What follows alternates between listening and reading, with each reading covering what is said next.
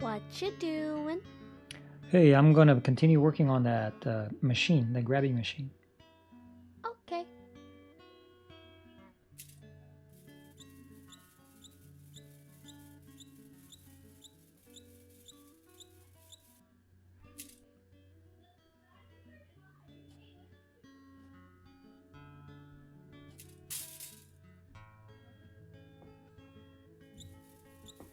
I'll be using this to watch your videos.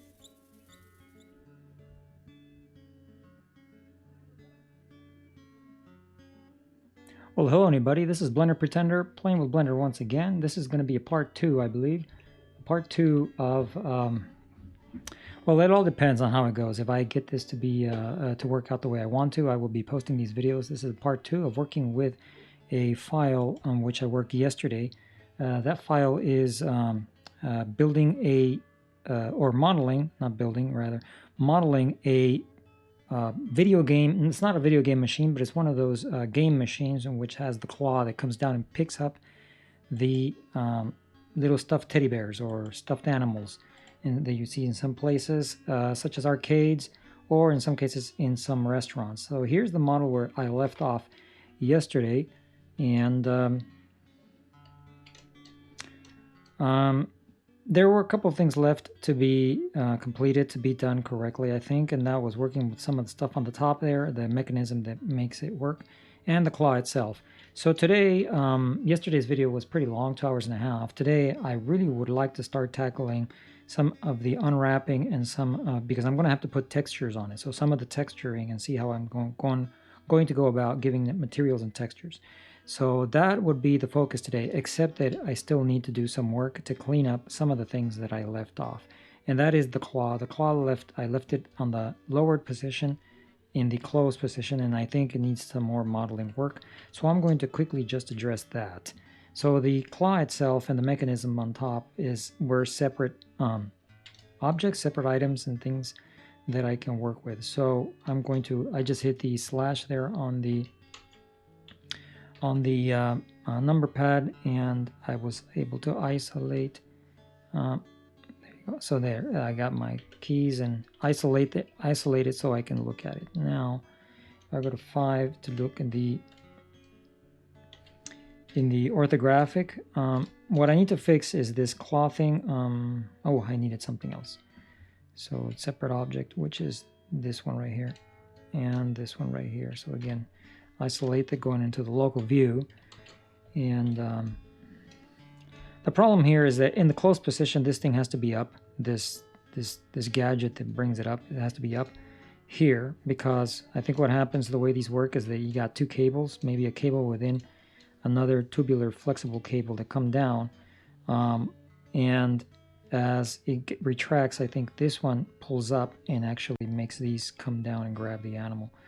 So, or the stuffed animal. So just to give it some credibility, I'm going to add that. And also I'm going to add some circular things up here so that it looks like there's actual place where these grappling hooks are hinging, where they hinge.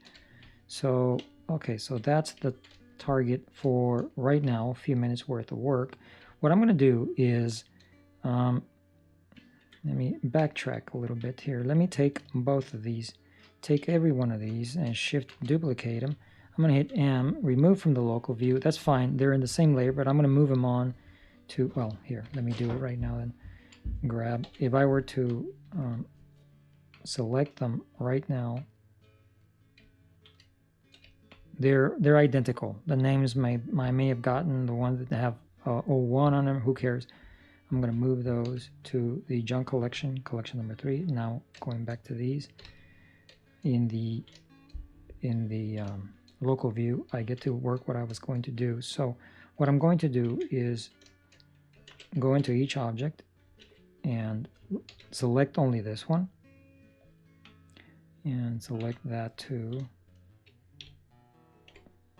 Moves around a lot, I know.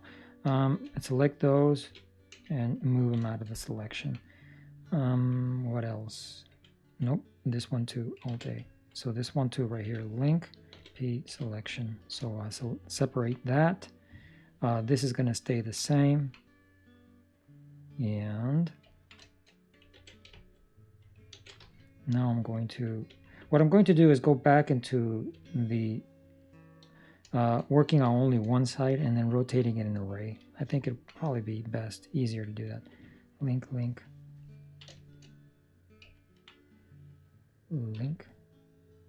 there. X vertices. So basically just delete those, and I'm only going to work on this one side, get it to where I need to, and then I'll array it 3 times going around. So for this one, it's still a curve, and for the curve, what I'm going to do is I'm just going to lose the thickness there, so I can work with just 2 vertices on the curve. And if I go into the edit mode, I'll select this one, go Control Link, Control Invert. Oh, that gives me this one also. Okay, so Shift deselect that one. All right, let's do it again. Select those 2, Control Link, Control Invert. I just learned something, XV. So there's 2 points there that I need to work with. Grab Z. Right now I'm moving that top point. There's no point for that. There's no point for that point to be all the way down here. And that point itself is really going to have to be on the side view here in orthographic. It's going to have to be somewhere in the center of that circle. It's already in the center over here, I think, or very close to it, but I will snap to those when I need to. And then I'll make those into the thickness that I need, necessary thickness when I'm there. So now back to this one, Alt A, I'm going to link, Shift duplicate it, scale it. Let me go off the medium point here, scale it, and then grab it and put it somewhere there. Well, here's what I'm going to do. I'm going to move it so that it clips into that diamond shape thing. The diamond shape thing, I think it's pretty straightforward.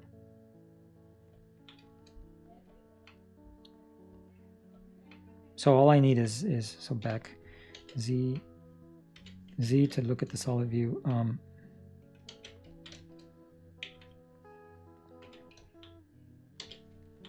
I'm going to select these 2 right here and then move them ever so slightly like that. And I'm just eyeballing it to the center of this. That's going to be where they hinge. Okay, Alt A. Now link that one and then scale X just so that it looks like it takes a little bit more, just to give it some sense of reality there. Shift C and then period on the number pad just to get back over here. What I'm going to do is very quickly, I don't see that there's going to be a problem. That one's going to be rotated 120 degrees to about here and here, so they won't clip with each other. So I'm good. Alt A.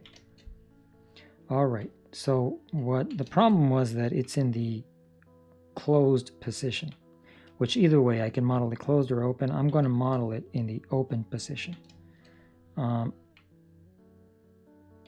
So for that, I am going to go to that one, the center, snap the cursor to that particular object, and now I will select these 2, and pivoting off the 3D cursor, I will rotate it so that in the open position like that. All right, now with that, it looks like there's not enough room. So there's not enough room to make it close when it retracts. So I'm going to move that mechanism there. I'm going to move it over here.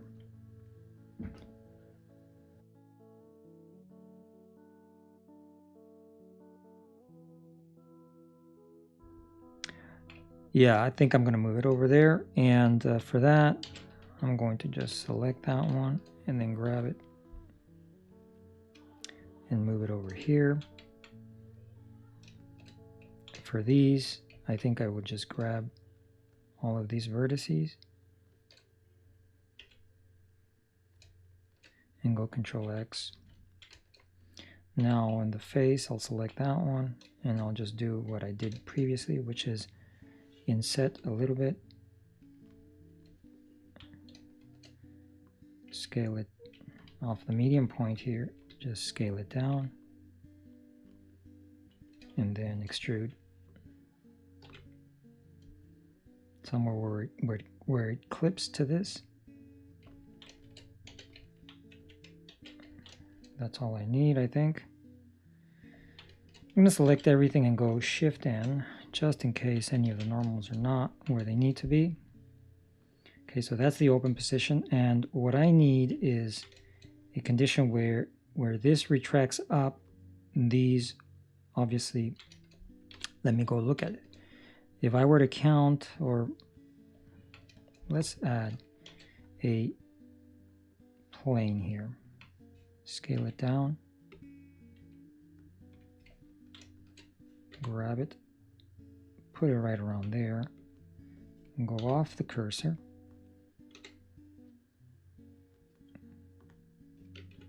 Let me scale off the cursor here to about here. So that's just an estimate as to the length that's going to be there. Now I'm going to duplicate it, put it over here where it would be, let's say somewhere right there, put the cursor there and then rotate it. So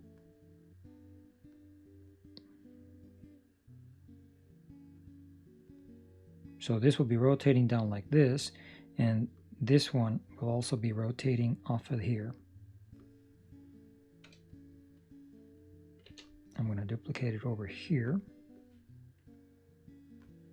put the cursor there, and rotate it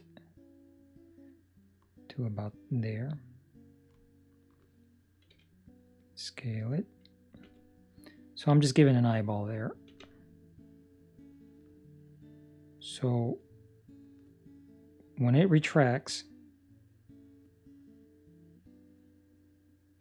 these will be making a triangle. These are making a triangle right now. There's a triangle right now. When it retracts, this one comes up, and it should be pulling, with the tension here, it should be pulling this one.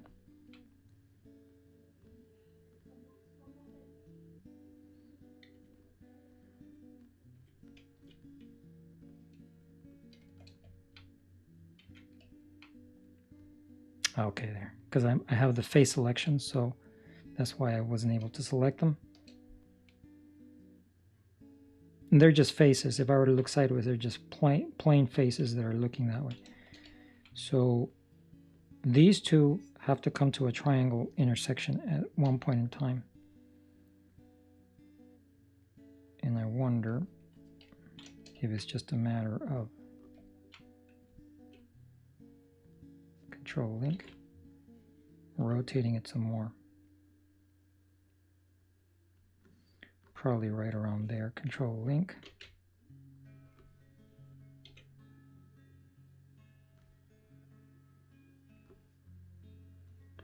Control Link. So get the point, is that somewhere down here is where that circle would be as it retracts up that way. And that's how it's supposed to work. And then by virtue of the pulling function going up, it's what it's making that claw grab the teddy bear. So I think I'm going to just go with this. I don't have to be very perfect. I'm only taking the time to look at this like this right now in case I animate it. In case I have to animate it. I don't think so. Not for now, but because of the time that I spent on it already, I think if I just dedicate a little bit more time, I can have something that's actually useful in future as an asset for me in the future if I need to. So this is the position it's going to have. This is right now where the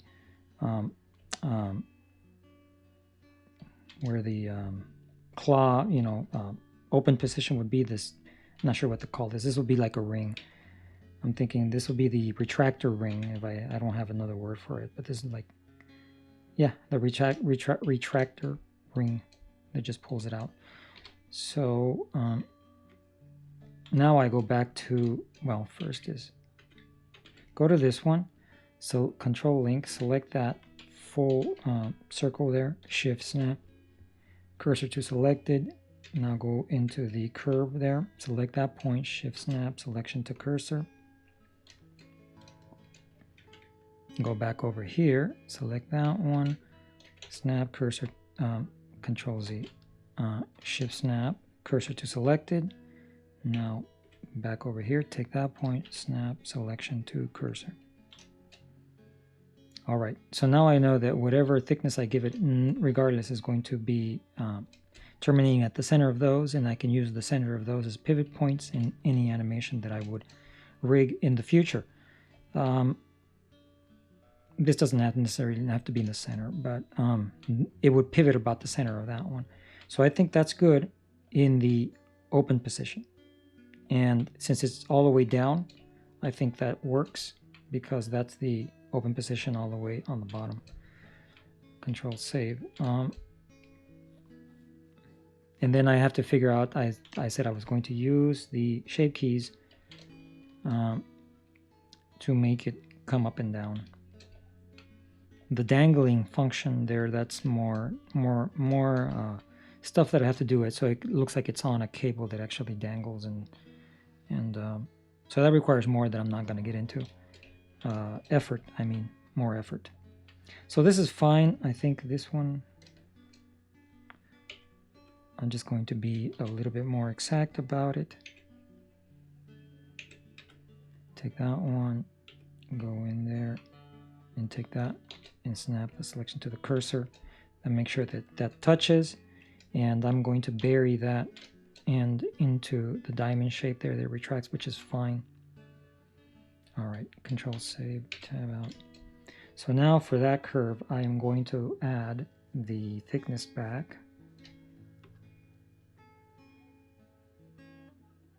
I'm going to make it nice and thin, so that they, yeah, there you go, nice and thin like that. That looks good to me right there. And now for those, I will, again, I will duplicate it and move it out of the local view. I will take those and I will use my quick favorites to add it, turn it into a mesh, and tab in there, Alt A, take that one, control link, P selection, separate that selection, tab out, take these two and join them. And now I have two separate objects here, three separate objects that I want to make one. Control join, and so now they're all one object. That's the claw that's going to be arrayed right now. That is the thing that retracts it, and it should be in the open position. Control save. All right, now I will take that one. There is already a let me get out of the local view. Number one, get out of the local view. Number two is there's an object here that that one that I want to move in collection 3. Now if I go to collection 3, there is that one, an empty. I'm going to move that to collection 1. Go back to 1. When I want to use that, empty is already rotated how I want to. So I'm going to take that one right there. I'm going to go back and add the array modifier, and I'm going to use an object, and I'm going to use the empty, and I'm going to do a 3 count and a 0 offset. There it is. That's the open position. Control save, and it looks nicer than what I left off yesterday with some hinges here that you don't have to really pay attention to as whether they work mechanically or not. They just look right. They're somewhat more right. Okay. All right. So I'm going to apply that one. I don't think I need to keep it for any reason. Control save. I'll take that empty and move it back to collection 3 because it's been applied. Now I will take this and join it.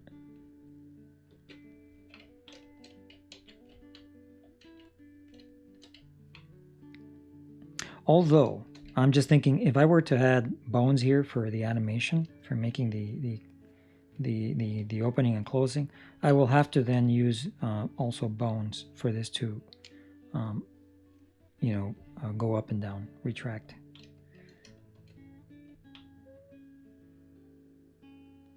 Okay, next. The next is that I didn't put the belts that go on here, and I'm not. I didn't put the belts that go on here for moving these boxes right here. You would see them. That's what I'm thinking right now, is that you would see them, and you would see also the pulleys, or the pulleys that would be here moving mechanically turning the two boxes here. They're going back and forth. And then these two boxes move this one side to side. So you don't...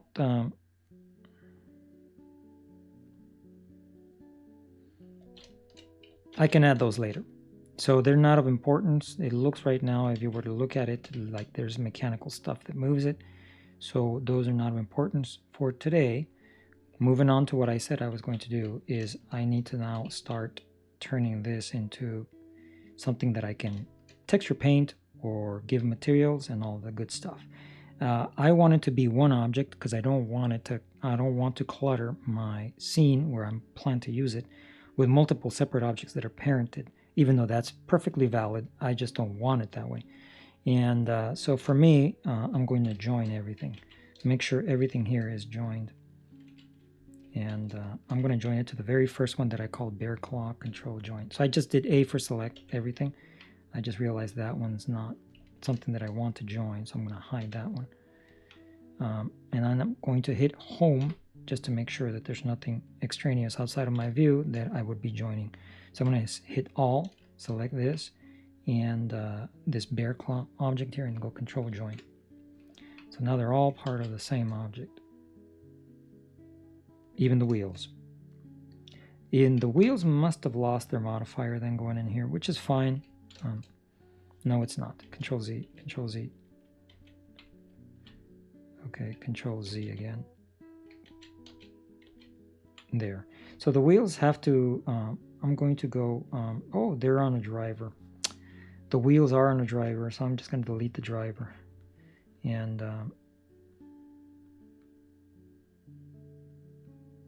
there. Give it one subdivision. I can't remember if I had to deal with that. So give it one subdivision there. The driver wouldn't have been working anyways because the object that drives them is not in this file. So with that, I'm just going to apply. I applied one subdivision to them so they could look smoother. And they look like they fit something with this. So again, A, select this one last, control, join. So if I were to select, hit, okay, I'm going to double check. If I select A here and we have this, it used to be that it just printed down here at the bottom, but now it prints up here, is that statistics. I only have one object selected, and that's all that we have there. Okay, control save. I can get rid of the statistics. For the materials, I plan to put some graphics here. I'm still not sure what it's going to say, but mostly it's going to be colors, just different colors and things here, over here to make it look nicer. I'm thinking that this might be like a yellow, orangey yellow color. That's usually the color that they are, these machines. But here I need to draw a teddy bear, all right?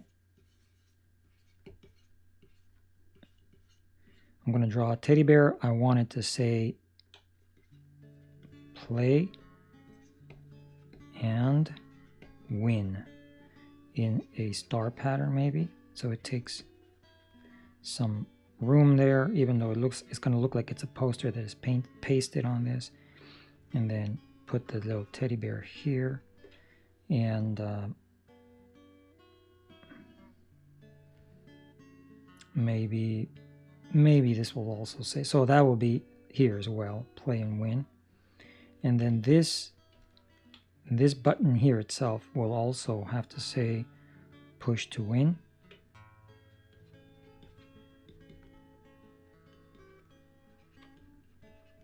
push to win, something like that. Now, these are self-explanatory, they don't need to. And then of course this one says cancel and start. So the cancel and start probably be like this, cancel and start. So on and so forth. And this is self-explanatory also. Maybe also something that says $1 to play. Maybe with some, you know, some graphic that goes around it. Play and win. Here's a teddy bear. The teddy bear is kind of small, so I'm thinking maybe I'll put one solid, one refined, finished, drawn teddy bear, and the rest will be like silhouettes, right? And then just put a bunch of silhouettes in the back, so it looks like it's a bin full of teddy bears. There, and so we would basically just see some silhouette shapes of teddy bears in the background, and we'll see one fully drawn teddy bear here in the front with play to win, and then just some color, some flashy color here in between. Now that, and then I'll duplicate that one here, front and side, and then give it maybe different multiple colors for the supports and so on.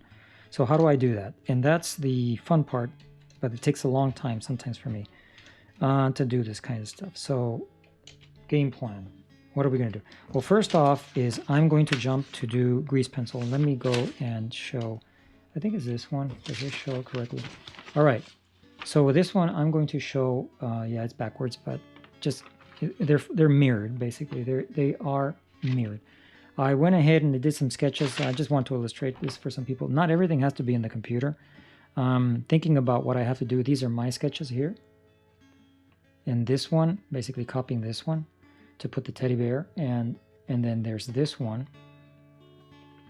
There's a way for me to turn this around, I think. Let me do it right.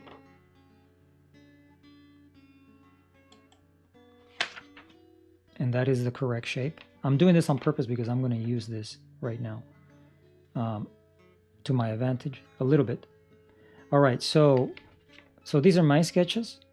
And then I asked my daughter sees it, I ask her, can you help me out? I'm trying to do a cute teddy bear. So she starts off with a very rough sketch, and then she provides me with this one. She says, this one's creepy, which I agree. The eyes are a little creepy. It's a little creepy. And she says, this one might be a little cuter. I'm going to go with this one. So this is a nice, nicer traced out sketch from my teddy bear. And obviously it's better provided by my daughter. So I'm just going to hold it here for a second.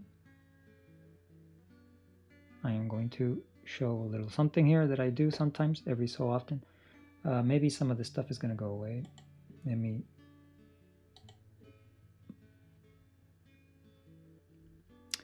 me do what I'm doing right now. Excuse me.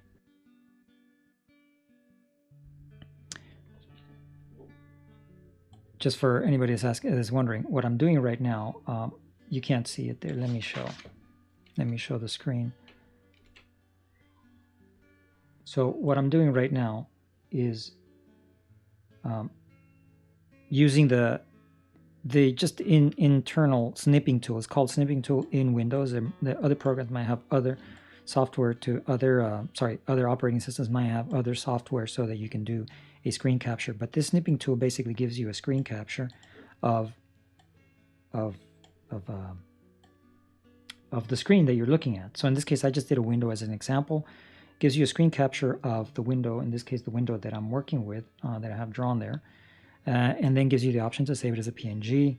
What I'm going to do is create a new snipping tool. Well, let me hit cancel here for a second. So I'm going to use this little device here. And since my camera is creating a window elsewhere on another monitor, is creating a window that I can look at, I am going to switch so that I can view that window. So switch back to the option where you can see that teddy bear in the right side, in the right, the correct flipping or orientation. It's there. And then I'm going to choose the snipping tool. A little bit of a challenge, since I need to do both at the same time with my hand. And then not only that, the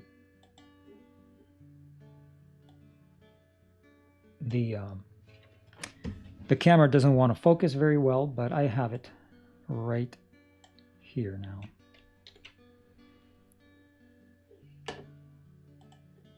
There. And put the clock back. So there it is. So I have it now, and it's a very, you know, rough sketch, but it helps me get it faster, because otherwise I'd have to sketch it by hand, or the other one would be to scan it. And to scan it, it's about the same amount of time, I think. To scan it, I'd have to start up the scanning software, shove it in there, and then play with the settings until it comes out the way I want to. Now I'm just going to use this to trace it. So I'm going to, well, here with the snipping tool, go File, Save As. And I'm going to go, I got some stuff that I'm working on there. I'm going to go back to my working file, Blender Pretender. It is, what did I call this? The bear claw? Bear claw. And I'm going to create a new folder here. Can I create a new folder? Yes, I can. New folder, reference images.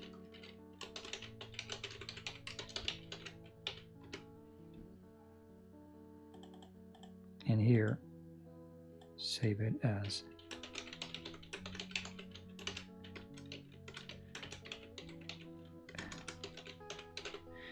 teddy bear sketch. Save. It's saved as a PNG, which is fine, does not necessary. So I'm going to now save this file, Control Save. And what I need is I need a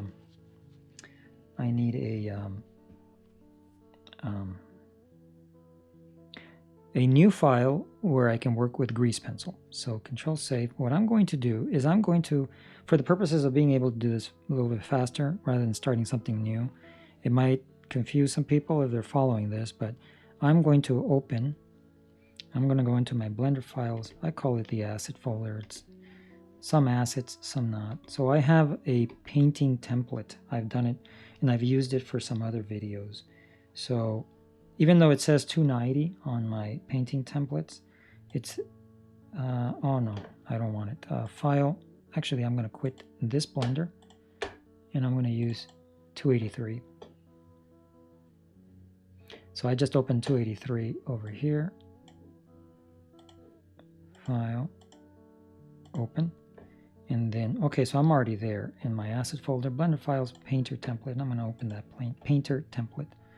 What it is just a file. It's a standard Blender file, which I have created my own workspaces, and I created a plane, image plane, that basically has 30 textures that I can paint on in layers, and I've been using it as a painter template. But it also has a grease pencil, and I can layer those, and I can work with this one. If anybody has any questions as to how this is set up, I can explain it at some other time. You would just have to leave a comment saying you'd like to know. But for the most part, it's easier to just do it in Photoshop, but I want grease pencil, and I also have a grease pencil object here that I can work with and trace over and so on and so forth.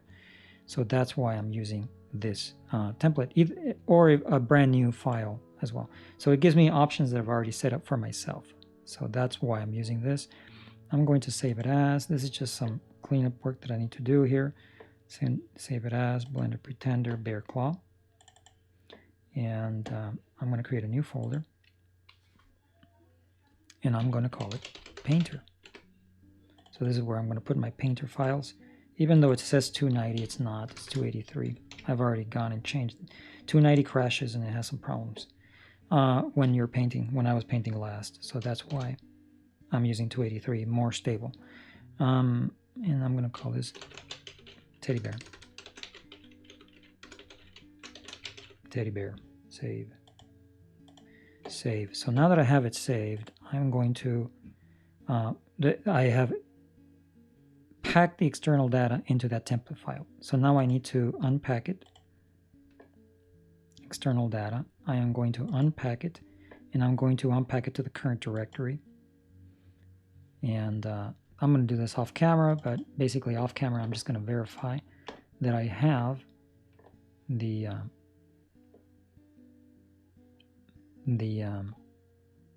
pretender, bear claw, and painter, that I have the files unpacked right there. I do have them unpacked right there.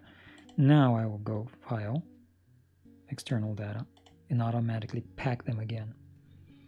That's just so that it knows, the program now knows that this is, if I were ever to unpack or whatever, or have to reference another file, it knows that this is the directory that I'm working with.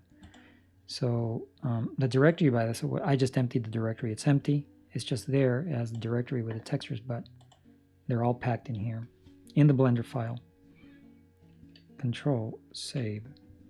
So for this, I'm going to go into the object mode. In this workspace, it wants to go into the painting texture painter mode, but I'm going to go into the object mode. And so I've set up myself a little bit of render layers so I can layer some of these things. Really, I'm just going to choose, I'm going to choose, yeah, right there where it says object, that as the collection that I want to work on. Center the cursor, go back, just to show. That's what it is. It's a plane. That's all it is. It's a plane that, you know, has. I'm wondering why I get this line here. You get this when you're in the camera. When you're not, I am in the orthographic view, looking down at the plane. The cursor has been centered, and I'm going to add an image as a plane. Now, these are like images that I've been playing with and working with, as trying to make tileable images that might be interested as texture somewhere else. So what I'm going to go is go Blender Files, Blender Pretender, and Bear Claw, and where did I save it? The reference images in that one. I got to make sure that it's shadeless right here. Shadeless is fine. Import as plane. Now if I go into the render view, there it is.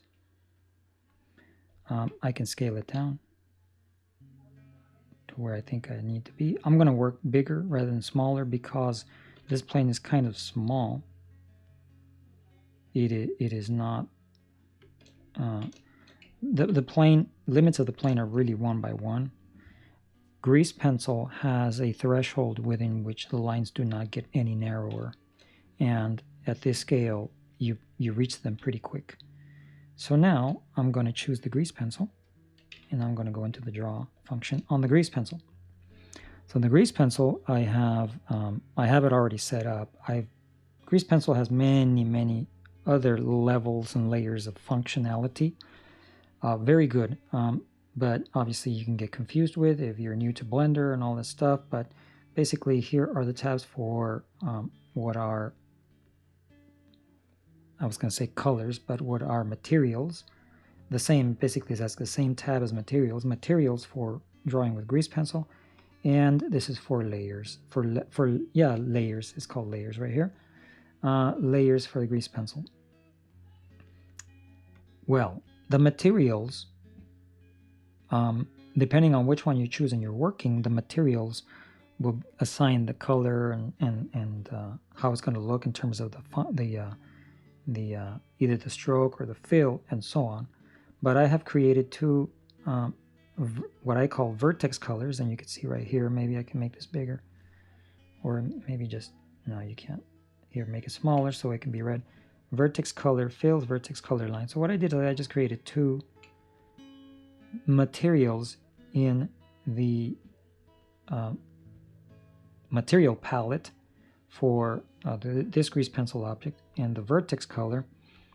I'm going to go vertex color lines, which is that one right there. All it is just filling in the stroke. It's not filling in the fill. The color, the native color for this vertex color is black, but for this material is black, but I'm calling it vertex color because I'm not going to care what that is. I'm going to modify it by the vertex color option over here. That's just one of those things, the layers that you have to understand when you're working with grease pencil, that the vertex color function, which if you were to go control tab, you would have the vertex paint, and that's what that's doing right there. If I were to go to vertex paint, for example, it gives me a little bit different setup over here, but similar options where you can change stroke and fill, and where you can change the color and so on. So, but I'm going to draw, and it gives you the same kind of options. When you click down on this one, you see right here, a little different. They're like all over the place, but you have to find it. So I want stroke and fill. Both stroke and fill is fine because, well, there's no fill. There is no fill enabled for this particular material, but I still have that on nevertheless. And then of course here you choose some color from your palette, or you do a selector with the dropper or whatever. I don't care for any of that. I'm gonna go black. That's fine. So I've gotten used to just doing that, changing my colors on this one material with the vertex colors, rather than creating, you know, sometimes it could be up to 100 colors because there's a slight variation one way or another on the drawing that you're doing. A lot of explanation just to show what's happening here, and so I'm using the grease pencil. And another function, I want to make sure that this is working. The stroke can have a stabilization. I'm going to choose it, and I'm going to check to make sure that it's where I want it. I want to make sure that my pen is the ink, and the ink has with the preset. So for example, the strength is 100% without pressure sensitivity, but the radius is at pressure sensitivity. So now I can just start tracing this one directly. And the stroke stabilization is turned on so that my shaky hand, oh, I am so sorry. I've been talking and talking and not showing anything. I just noticed that.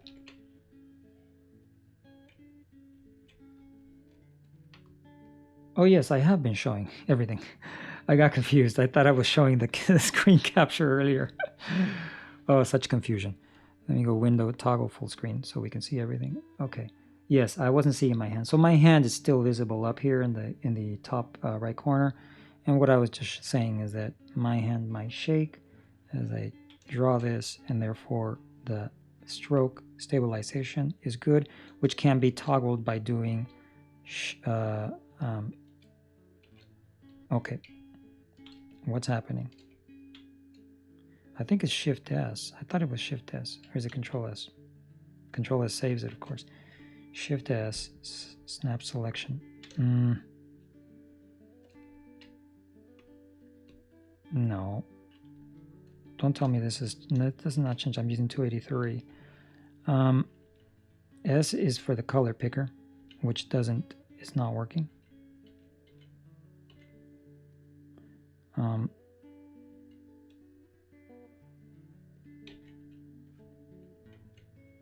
Alt S seems to want to rotate the view.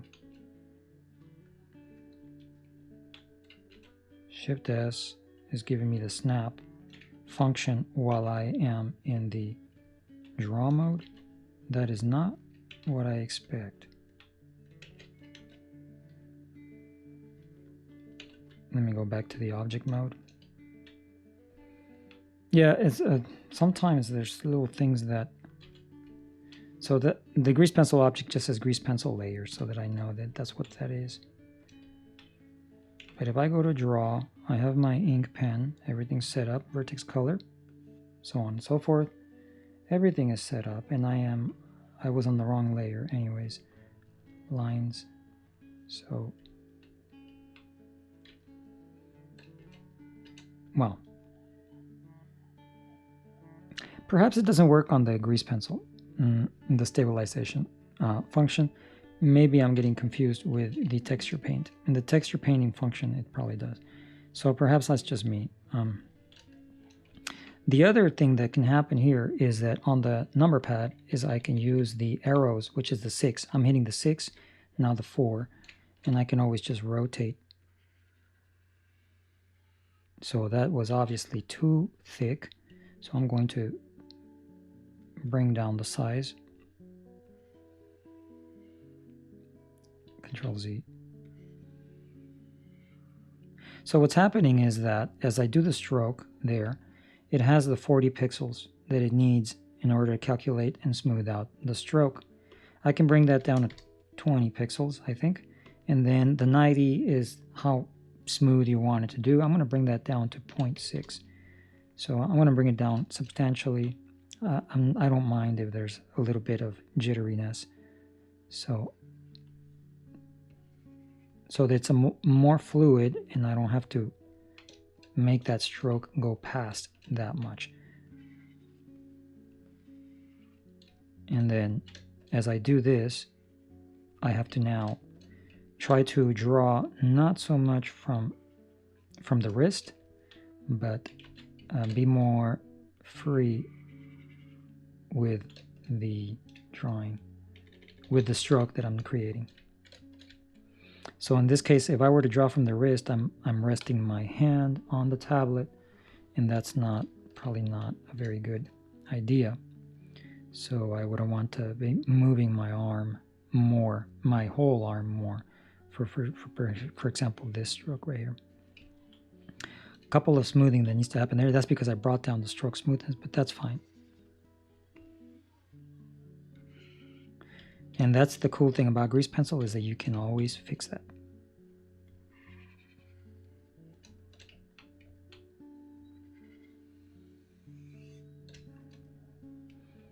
Oh, I would have liked this stroke to be all the way over there. So that's fine.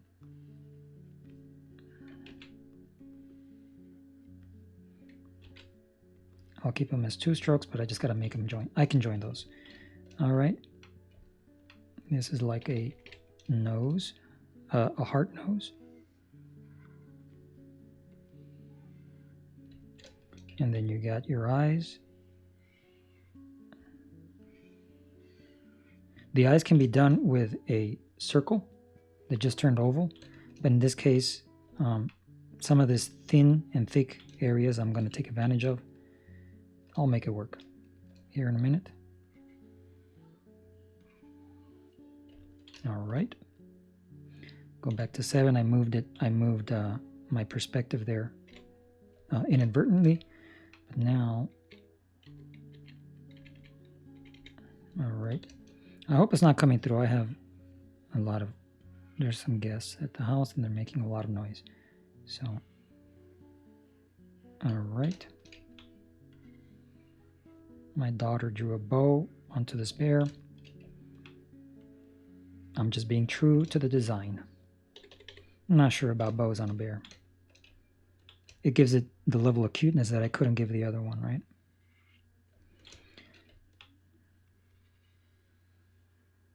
There.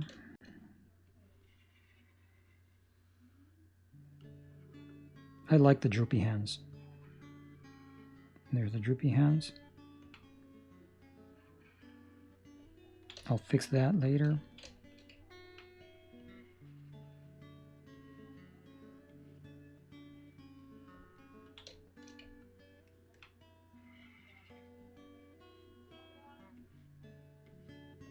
All right, that looks good.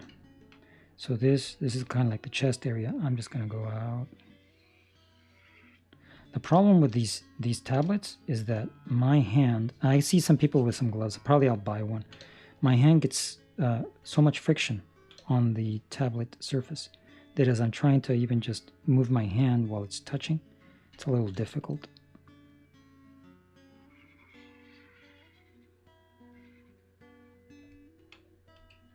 That one was probably, I'm going to make it a little narrower. So basically come out a little, narrow down.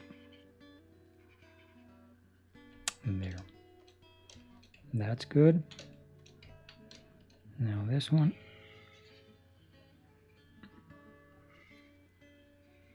Do the circle here. There's a little. Control Z. the stroke there cannot be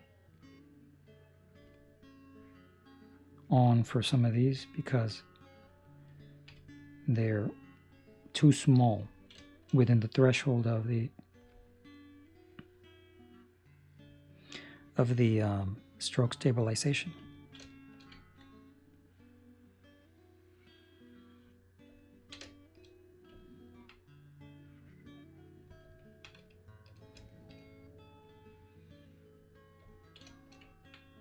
Now this one,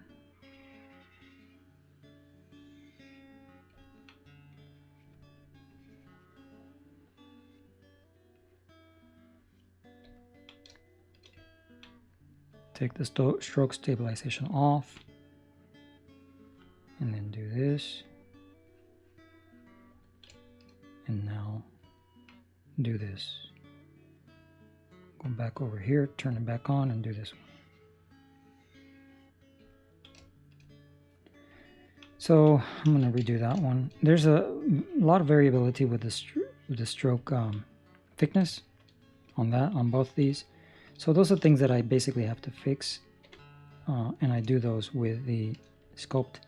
So now that that's the sculpting, the grease pencil sculpting tools.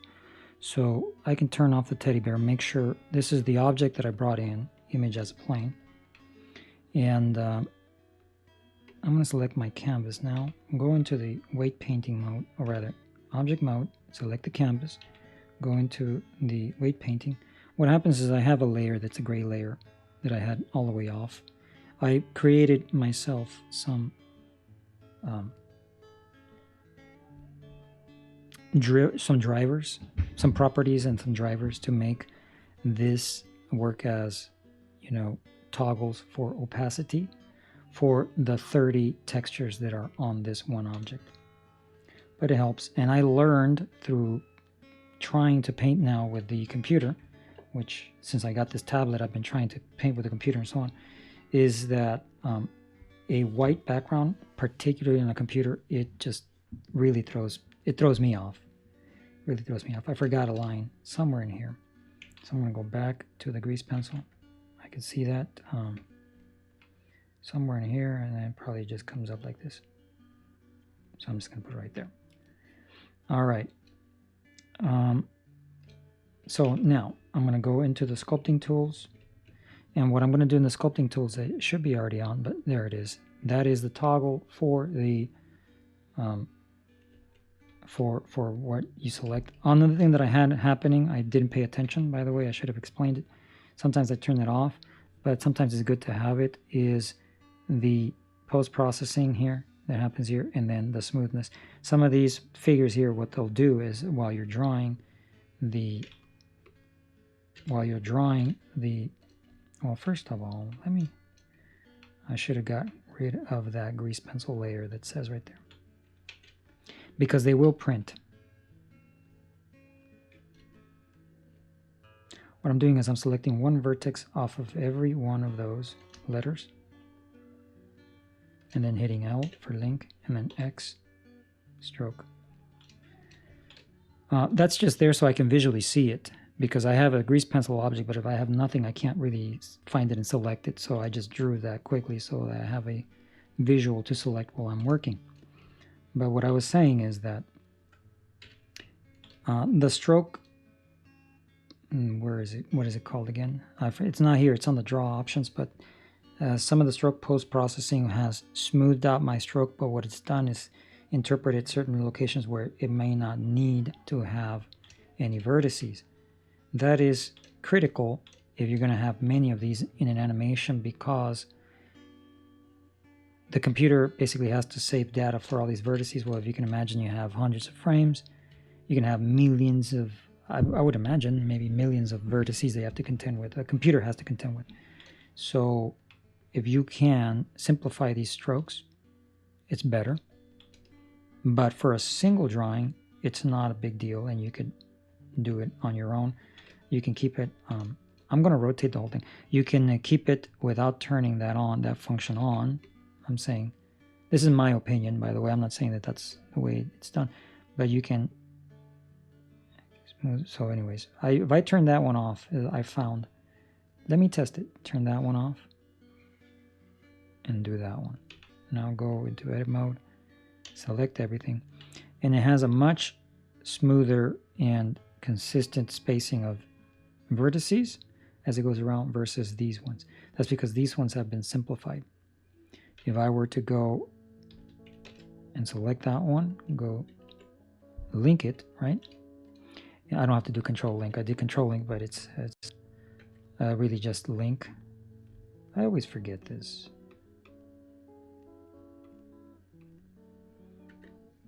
So if I were to select these here, and then I am in the vertex, and I believe it's under the specials. There might be a stroke here, maybe under here as well. Simplify. The adaptive one, I think, is one that's going to choose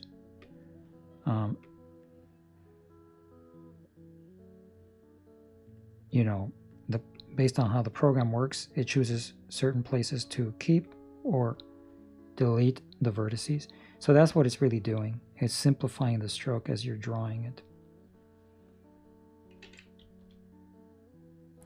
So link X stroke. I don't need that one. Select everything and then rotate it just slightly. And that's one. Now the other one is,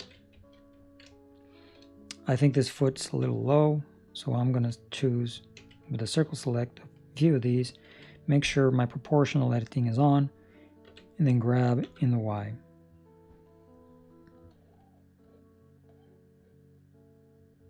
And maybe just move it up like that.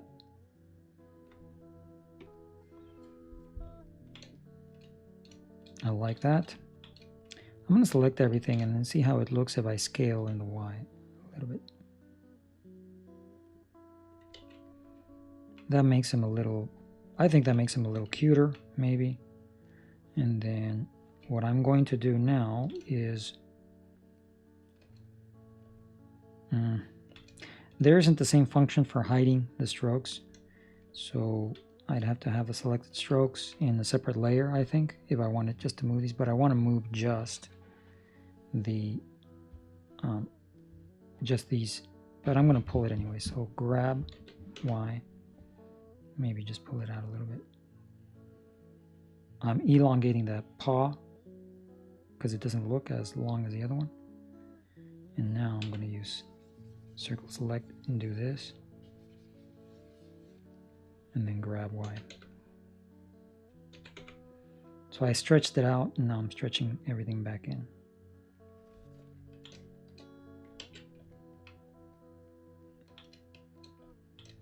Maybe that line can be fixed a little bit, but all right. So now I'm going to go into the sculpting mode here, and because I have that function on, which is toggling, no, I want this to be like that. I think that's fine. I'm going to go and do the cleanup. So there, link, and I'm going to choose the grab, and all I'm doing is just moving these where they need to be.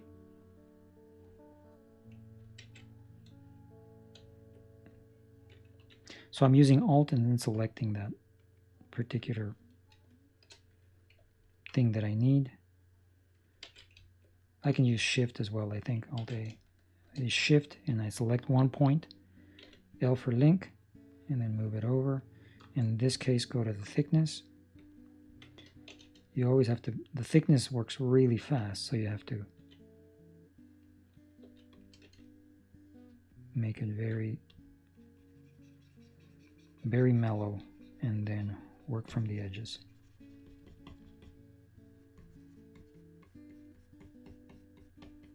There it is, and now grab.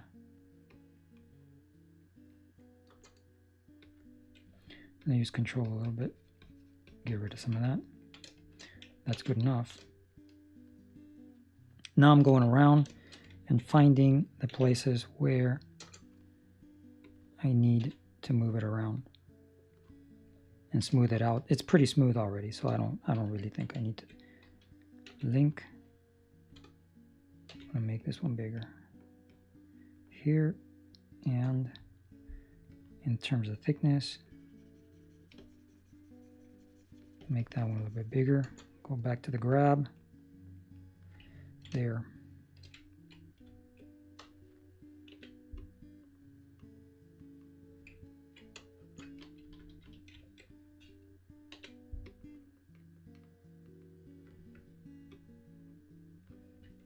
That works. I keep pushing the space bar, that's why that's happening.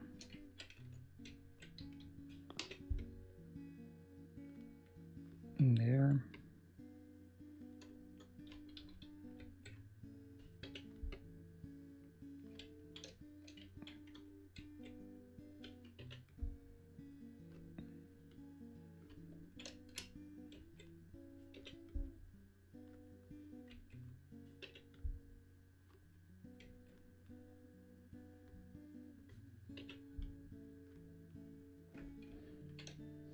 Some of that there, that looks fine. So here I'll just use Control Plus. Make sure I have the grab first and put them where they need to be. And now do the thickness, which is a little pressure sensitive as well, but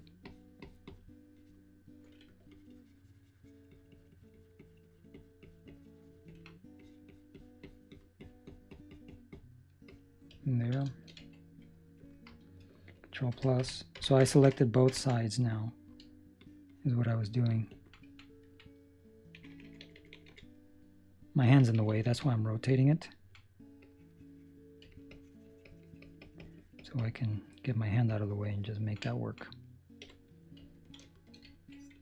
Same thing here, Control Plus, Plus, Plus.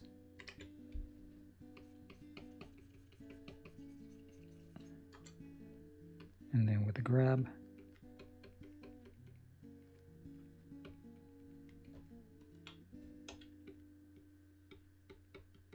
There.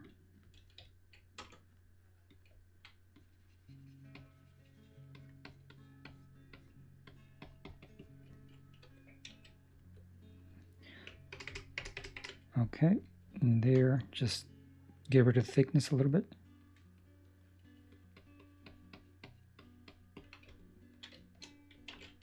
Control save. Link. Grab, and then just make a meet. That's good. This is good. That's good. This one is not. There, and this works fine for me. This one does not. There.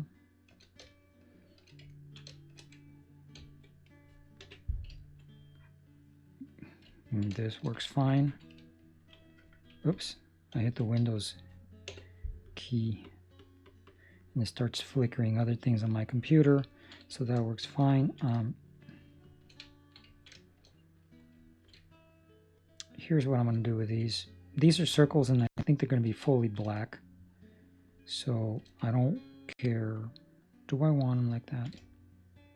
There's no point to keeping these as circles, so what I'm going to do is go into the edit mode, hit 2 so that I'm working with the strokes. Take those and these over here, and then hit the W, and then move to layer and move to colors layer. All right, and then also hit the W and assign material, and I'm going to assign the vertex fill color. So there. I can work with these a little bit better now. Well, first, Control Plus. I'll just move them where they need to be. Do the smooth function here.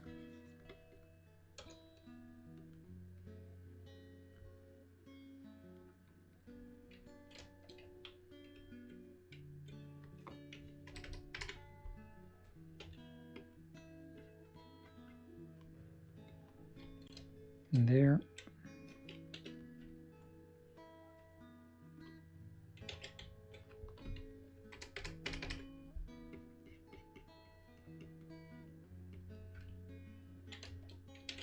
I don't have to dwell too much on those. These worked out a little bit better. Control plus.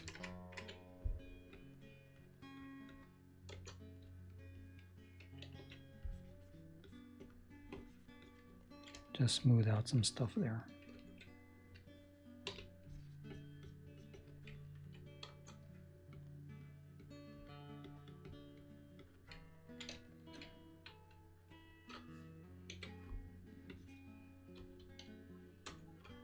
So smooth, link.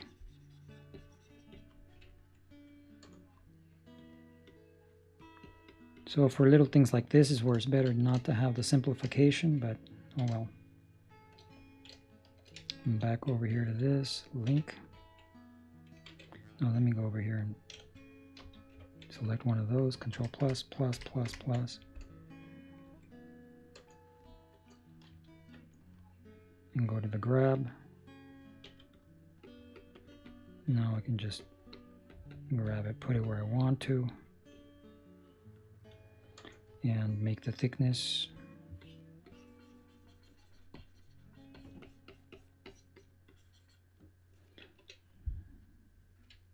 That works. Let me pause for a second.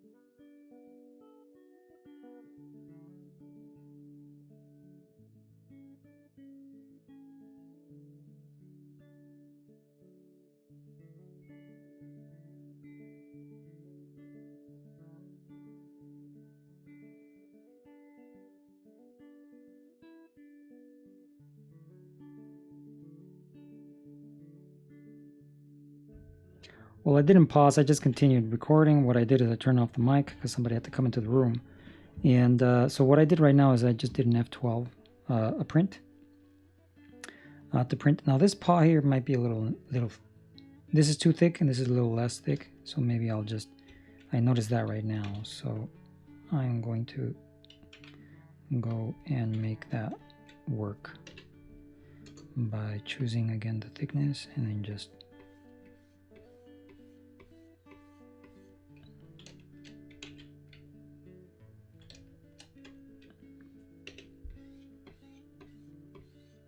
I'm just giving it some thickness there.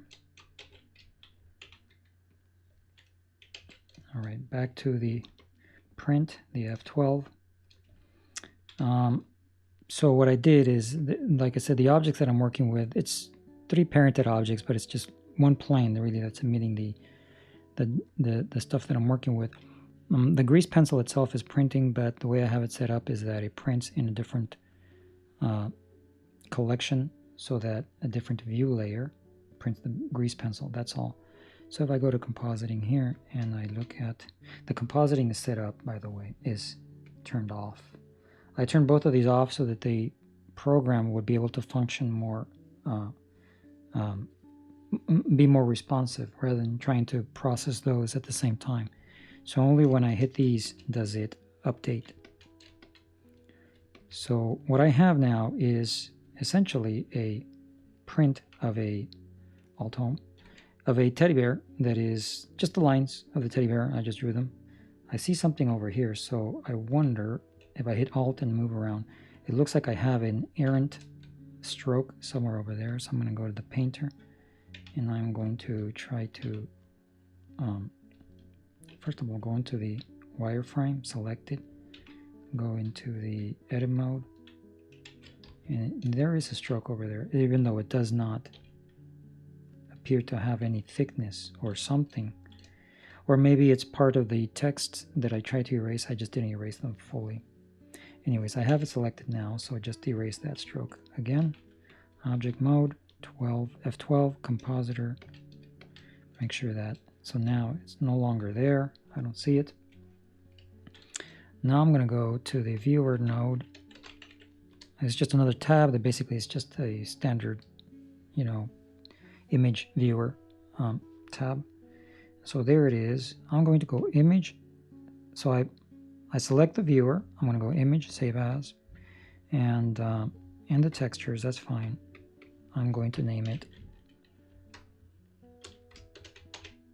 merge temp.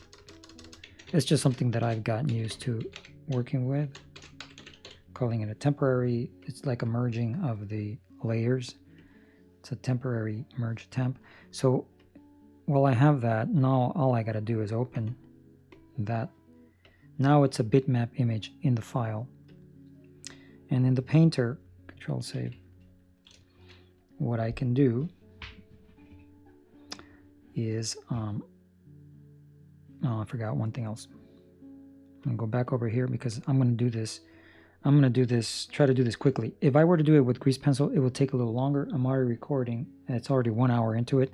And I started off modeling, and I'm doing a drawing that needs to go on there. I want to at least try to project it onto the machine itself. And so if I can get that far, even though I won't have a finished product by the end of this session, I will at least have gone through the process of using here Blender to actually project an image, which is this teddy bear, to where I need. And so let's go with that. Let's just continue.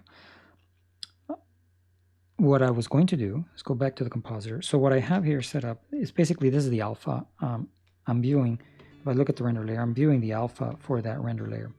And the alpha says it's white and black, simple. But I can go back to the touch up here and I can view it, right? And so here I'm going to go image, save as, and I'm going to save it as mask. Mask. Oh, not temp, but mask 01. I can save multiple masks as I go in, and so this is going to act as a mask. It's not going to be the best, but the resolution that I'm going to be working with anyways on the texture map is just something that it's not meant for close-up. If it is meant for close-up, I can always work in a higher resolution. Save as. I didn't even pay attention, but here's my resolution for the let me see, it's not showing. Here's the resolution for the images that I'm creating, 2048 by 2048. I can always double it, go. Yeah, 24, double it, you know, you start going into the 4K and so on. It works the way I have it set up, even though it's really slow.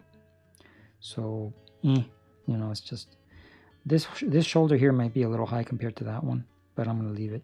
I just noticed it right now. It's a little high on the back here. So this has to be pointing up, but too bad, I already have it. So this is going to act as a mask when I'm drawing on this teddy bear. That's all. That's what that is. And actually, I'm wondering now if I should even make, I'm going to make a second mask. So here's one mask, right? And I'm going to make a second mask. How am I going to do that? I'm going to go like this. Back to the compositor. I'm going to add a shift add. I'm going to add a search it. It's called, I forgot where it is. Dilate, erode. It's a node that basically takes these and I'm going to use feather, but smooth. But what it does is I put it in between here, so it doesn't go there. It goes there. So what it does is, oh, it doesn't even go there either. So there's the teddy bear, there's the mask, there's the dilating road. So feather, just so that it's nice and smooth, a little bit smoother, not very alt. There you go. We're looking at these edges. So if I put it at 0, that's its natural. If I go into the negative, I'm making it narrower, narrower, narrower. Not too narrow, but somewhat narrower. And that's just to ensure that there's a little overlap when I'm drawing and painting with these. And so now I'm going to go to Touch Up, Viewer. Here's the viewer node, Image, Save As, Mask 2. Save as image, open. No. Now I'm going to go to the actual mask. I have a mask drawing. That's a PNG here. If I hit the N, I'm going to bring that up again. I'm going to unpack it, remove the pack, go looking for it, check mask 2, accept it. It's already been refreshed. So now what I've done is I've updated the mask. I've created a mask without actually drawing the mask, right? So now I have a mask in here. How does this work then?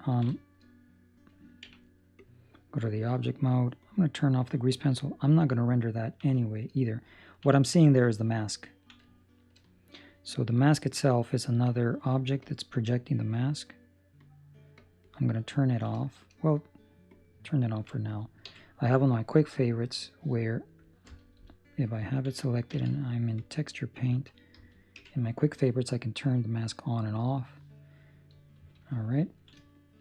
And so everywhere that it's red is where it won't paint right now. If I wanted to invert that, I can go to the masking options and hit that to invert the masking options. I don't want that for now because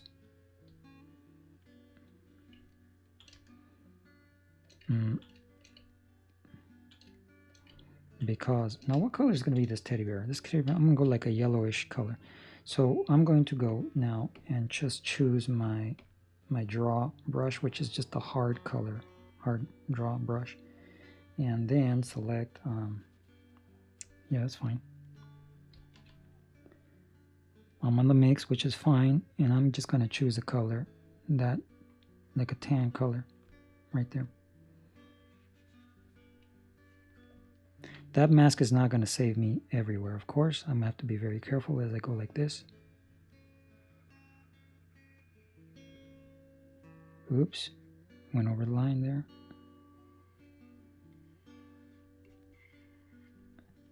And I'm working on layer 3. Is that the color that I want? Probably not. Not that one either.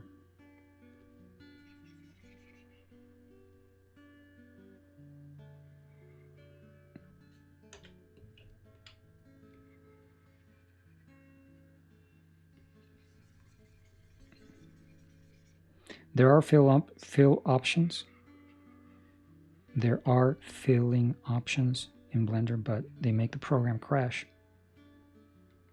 So, yeah, Blender is not ideal, obviously. You know, it's very not ideal for painting. It's just the program that I have. I have Krita as well on my computer, I mean. And then here, for example, when I get to these points right here, all I have to do is choose the erase and erase those corners there.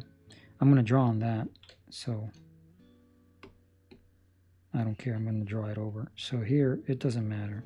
I can just draw. That's just black lines.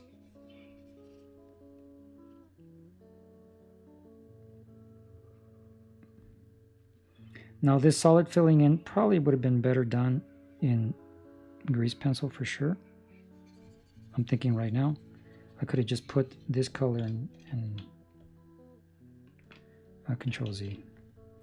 By using control, I thought I was going to, but control basically gives you the other color that is on your color palette. In Blender, there's two colors that you can work with. If you use control, it brings this color up here. Right now I'm working with this one. If I want to switch them, I think is a Shift S. Nope. S gives you is the color picker. It gives you the color. No, I forgot. There's a quick way to do that. X will flip them.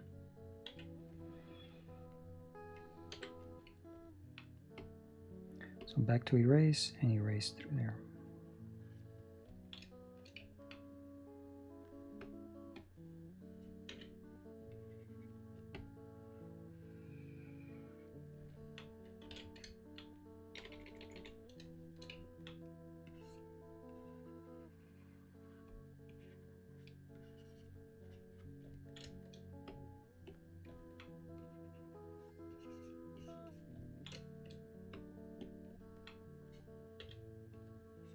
And so because this is texture painting, you can see the pixels on which it's projecting.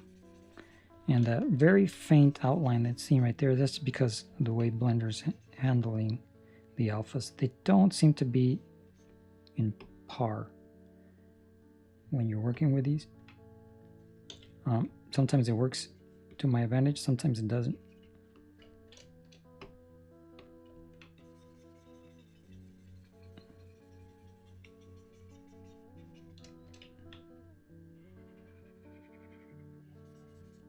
It's just another way of doing this. I'm thinking that maybe it would have been the same amount of time to have colored it with grease pencil.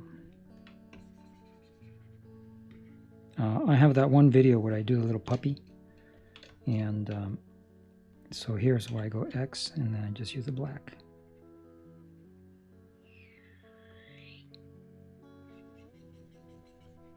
And there. The same here. Oh, Control Z. I went a little too far. Well, the feathering is meant for me, any overspill that I have there. That's why I feathered it a little bit. Is meant to be covered up when I put the strokes on there.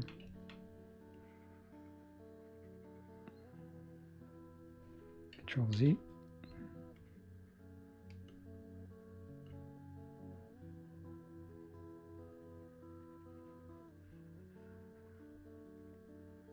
So when I project the stroke, or rather when I can always render this with just the strokes from the grease pencil. And no, I should have just used the X. I used S, so what I did is I turned both of my colors into this tan color. So most of the hard work is obviously doing the fine, stay within the lines kind of work. Once you stay within the lines and do that work, you know, then the rest of it is easier. So I'm going to do the same over here.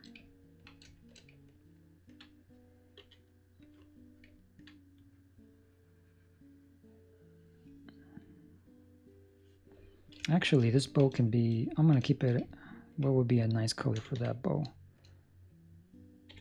I think it'll be a white color maybe.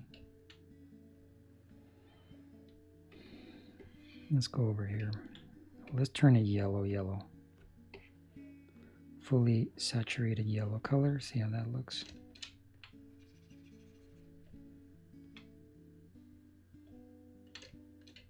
No.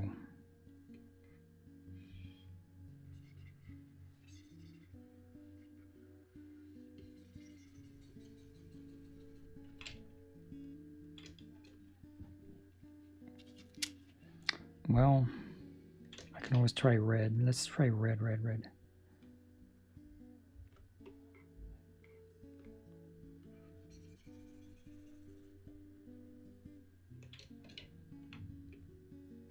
All the way.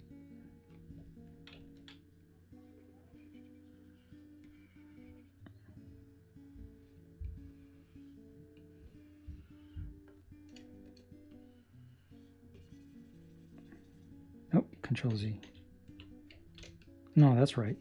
I didn't overspill it.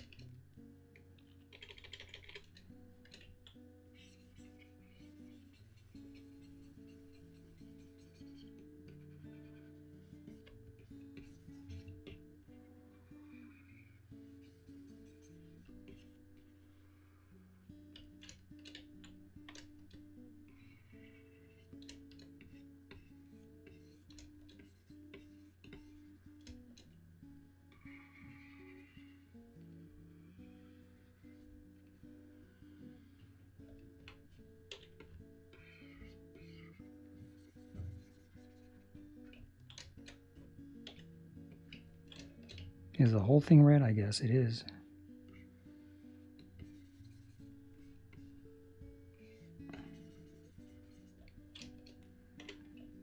Okay, back to this.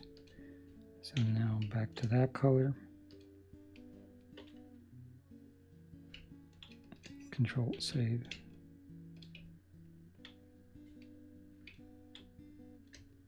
I don't know why I didn't get all of this. But there it is.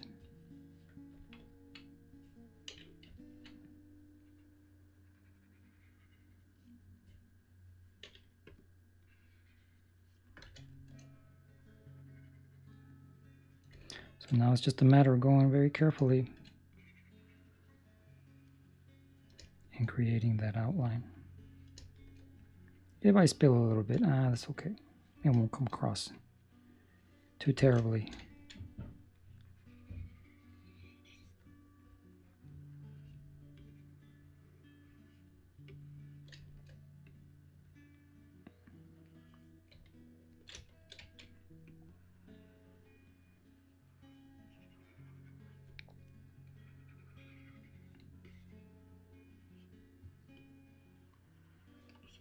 You know, sometimes I've got to set up a way to turn the music, have a little transfer music, and maybe for things like this, just go into the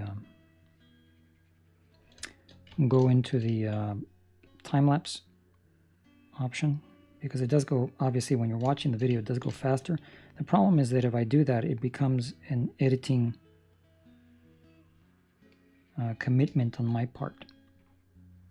I've done that for some videos before. Right now, I'm just gonna go on through with it. That's really my channel. I've been doing a lot of the same here. It's just real time doing it, because once I record it, if it goes well, it's ready to just upload. But I don't have necessarily too much of a time commitment required after this video to do any editing, because what you see is what you get, is what I actually spent time and all that. So I'll look into that, see if I have a way to do that, such that the editing happens here as I'm doing this. For example, the little girl, when she comes in and ticks the box, that's done real time. I mean, I play it. It's just, you know, separate things that I play as I'm recording this. So I haven't gone a break or anything like that. There's no pause, nothing in between up until now. It is, I think, a minimal investment. Not really a minimal, that's the wrong word. It is because just to be able to do this takes some effort for me, just to get set up and have everything set up. But once you're set up, then it becomes more of a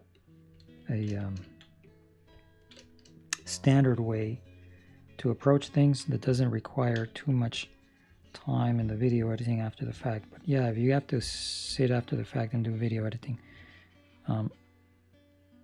every time I've done that, it's almost as if you've played the movie 2-3 times over. I say movie because some of these videos are, like if yesterday's video was 2.5 hours long.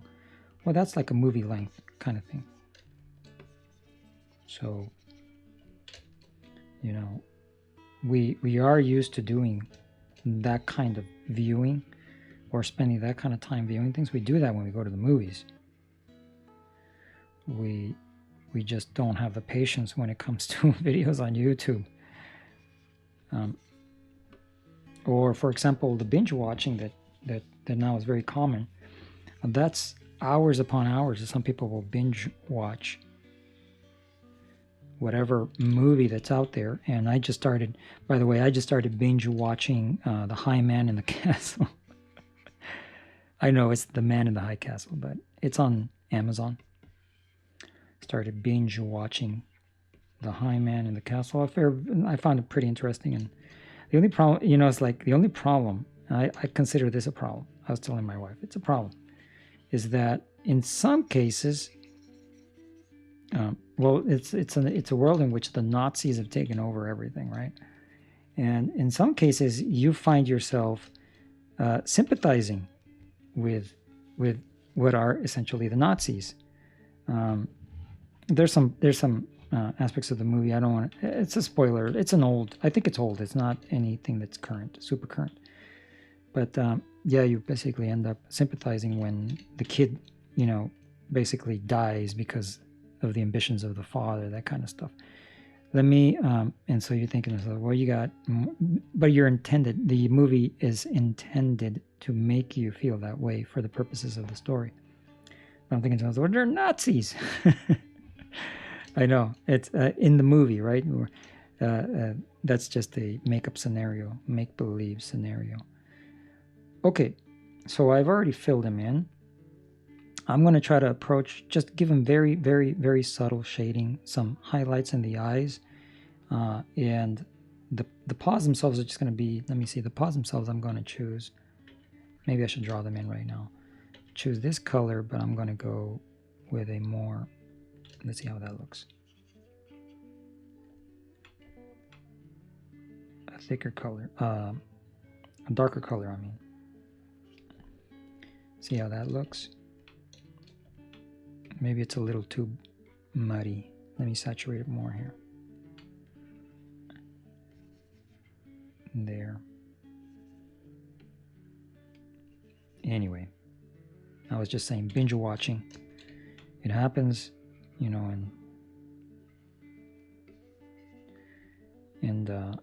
and yet sometimes you got people there. I only bring this up because I had a comment.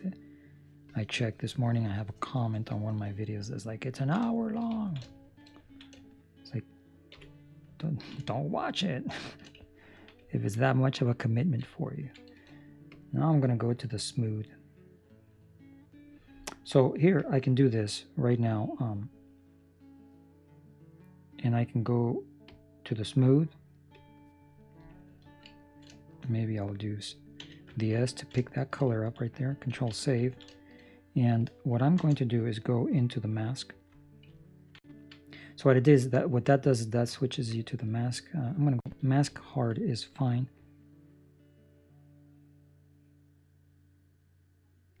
What I'm doing is I'm drawing that mask around here.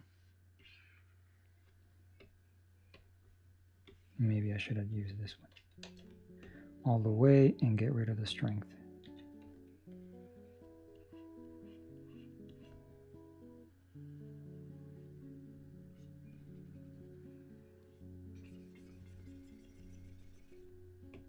Okay, back that one.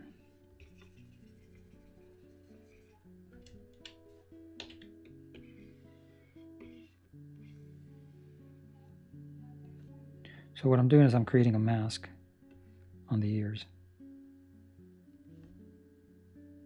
Maybe right there.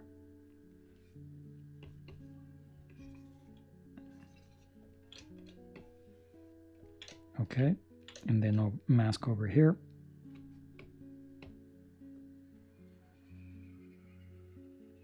I just went with that smoother one just because of the feathering that happened.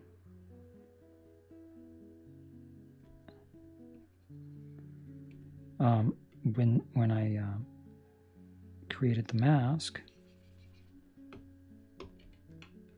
Control Z, because of the feathering that happened when I created the mask, I wanted to be consistent. So there. So one thing that I should do is save all images to begin with. Q, save all images. It's already done. Control save. That function is somewhere down here as well. Save all images. Since they're packed, they've been saved into the Blender file, but they're still in memory and they're not saved until you do Control save. Now they're in memory in Blender. So if I were to have a crash, that works. So what I was going to do is go back to the draw brush, pick the smooth one, and select that one, and then here maybe stay on the saturated side, just come and give it some shadow, and then just draw that.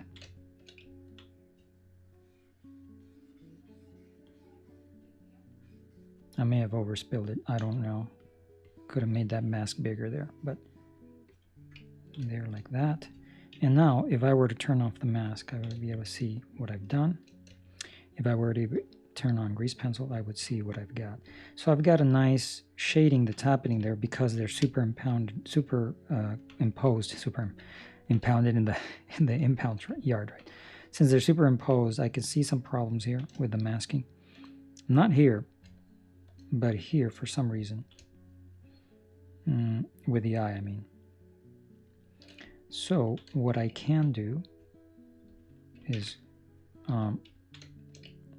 that black does, I don't like it, the fact that it's got those little lines there, is make sure that the stencil layer is not working. Go back into the draw hard, select that color, make it nice and tiny, and then just get rid of it. There's no mask happening here now. So when I turn this off, I'm talking about the grease pencil, the handiwork of a jittery hand through there is going to show. But I'm going to superimpose them into the same image here in a minute, particularly when I render. I went too many pixels, I think, in the feather, and that's just one of the things that I can't do while I'm watching, while I'm seeing it. So here I can just zoom in and go like that. Q, save all images, Control save. All right, so that's one way to fill in this bear. It's simple enough. I think the bear is simple enough. What else could I want? Maybe add some shadows here and there. And for that, smoother shadows like this. And I think that's why I did this. I don't think that is why I did this, but I think that probably gives me a little more smoother options than I would be able to do with grease pencil. Even though grease pencil has the gradients, you have to be very specific where you start your stroke when you're working with that. So Control save. What I'm going to do is give it some highlights real quick. It just occurred to me that I could always want to change certain things. I'm not going to change those. This is a little darker on that side of this. On this side, I'm not worried about that. But I'm going to go to the white really quick and then just put a little highlight reflection maybe here and here. All right. Now I'm going to go to the smooth one, and then also go to the white and just give it. Now here, Shift S does it, so it's only in texture paint that it does that. If you go and stroke, there, stabilize stroke, Shift S, stroke, stabilize stroke is off. So it's at 75 pixels. I'm going to bring it down to 20 pixels, the same it was, and 0.6, and then stabilize the stroke, and then everything else should be fine. So I'm going to put the strength all the way up and then just carefully go like that. Control save. I'm not sure that that's going to be visible. Control Z, Control save. So by the time that gets projected on the image, that might not even come across. So that's why I did it over again. What else? What else? What else? That's it. Control save. All right. So now what I'm going to do is I'm going to go to the viewer for the images here. I'm going to look at the mask again, which it changed because I drew on it. But what I'm going to do is unpack it again, remove the pack, and then go and open the first one. Accept. So what that's going to do is that I need to turn all of this here white so that I can draw only on the inside here, right? So there, it's packed again, so I basically reloaded the image. Dumped the other one, so Blender should have dumped the other image, reloaded this one, and it dumped what I did. So if I lost any work, it would have been what I did to draw around the ears. So I'm going to save the file since I reloaded it. The painter here, I'm going to make sure I have everything saved. What I'm going to do is here in the touch up, well, no, I'm going to stay here in the painter. See, I have two windows, and I'm not sure they're showing, they're not. I have two windows. I have one that shows me a tiny version of what I'm working on here, and that one changes as I change the layers. So right now, for example, I am in the layer 3, it's showing me layer 3, and that's just the way it works. Is fine, it's perfectly fine in the way that that works. But I've also have it set up for the paint right up here. So the same that I have texture paint, I have paint on the image viewer. Paint on the image viewer is different than paint on the texture paint. Paint on the image viewer, the reason that I'm painting with texture paint is because of the way I set it up so I can have layers.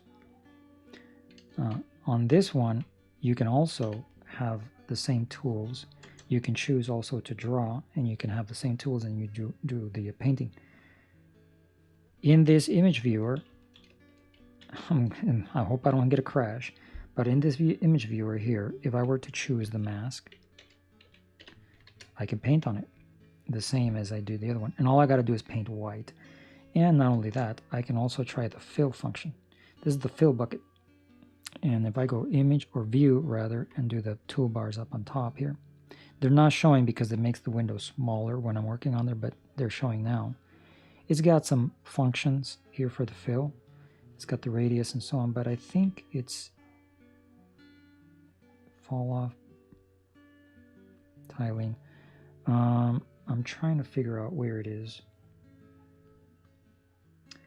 There is a strength, oh, because it's on gradient. I don't want gradient, I want color. And the fill threshold, I'm going to put it at 1 and see what that does for now. But what I want to do is fill everything here with white, make sure it's all the way white, no gradient, and then cross my fingers and hope it doesn't crash. So I didn't do it right. Control Z. Now I'm going to see how it did. It changed the tool back. It changed the tool back when you do the undo, because the undo has, there's difficulties, right? So I'm going to go, it was a 0.1, so I'm going to go 0.2, I think, and then try it again. That was very close, except for these little tiny things here. Not good. In that respect, it's not good. So Control Z, back to the fill, and then go point. I'm going to go 4, double of that, and hope I lose all the little edges there. And then click it. Click it or tick it, and it still doesn't do that. So what I want to avoid is basically going around and drawing this. So here's what I'm going to do then. I'm going to go back to the feather one, and I'm going to go back to the image here. I'm going to, I can't unpack it here while I'm in the paint mode. While I'm in the paint mode, I can't do that, so that's fine. I'm going to put it back to where I can have some usefulness here. Home, right? And then go here. So here, I'm going to choose now, again, the mask. So it's got the changes that I've already done. It's telling me by the asterisk there that it's not saved. That's probably why it's not letting me unpack it, right? So then go image.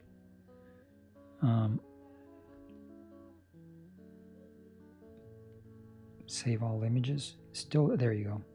Control save. I'm going to unpack it, remove the pack, go and choose the one that has the feather, accept. This one looks a lot smoother, but I'm counting on that, having that little edge that's left over being underneath the black line. So it's back to that.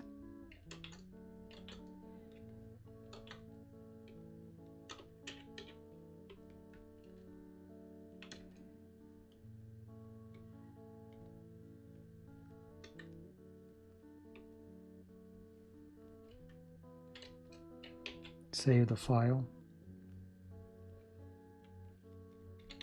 I'm going to stick with 0.2.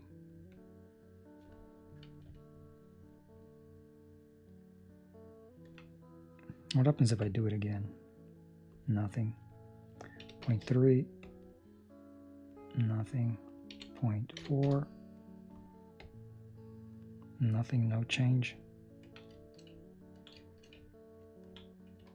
So image, save all images. I'm going to work with this for now. Let's see what it looks like. And home. All right, if I were to turn the mask on again, I still have it. There's that edge right there. That's what I was trying to get rid of. I didn't want to have to deal with it. Oh well. The only way to do that, and I'll have to figure out funny ways to do that. Maybe the feathering without the, if I were to do a mask with the same intentions in the future, I will choose to feather without, to dilate or erode the mask without the feather. But that's for the future, because for now, I'm just going to draw hard, or not that one, but go into the mask hard.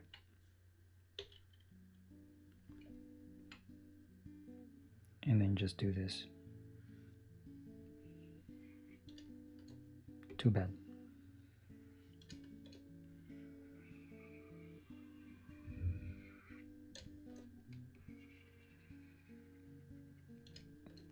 Rotate a couple times.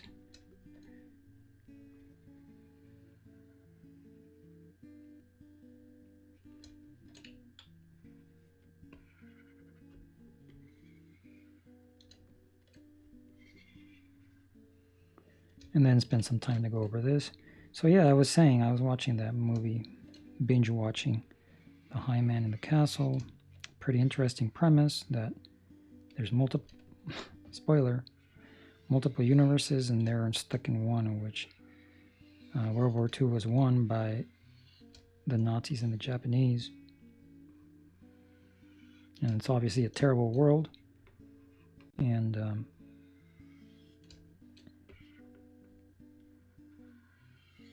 I mean, I watch those movies. We're supposed to, you know, sympathize with the protagonist, and that's what I was saying.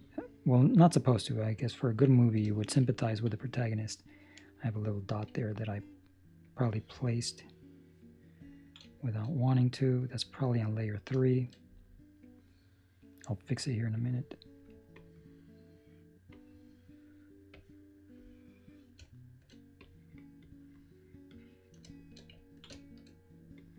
Yes, I know, other graphics programs, this would not be necessary. Oh well. It's what I have to work with.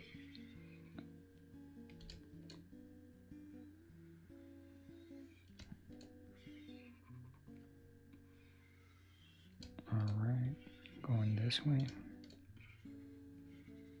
Let me see how long I've been at this. It's our 149. So at the 2-hour mark, I want to at least see if I can get to Control Z. Get to a point where I can project this where I would want it.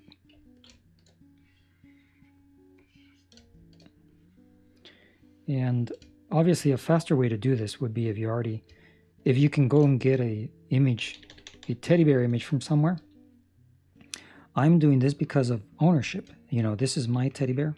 Like I said, I explained where I got it. I use the sketch. It's all, you know, 100% mine.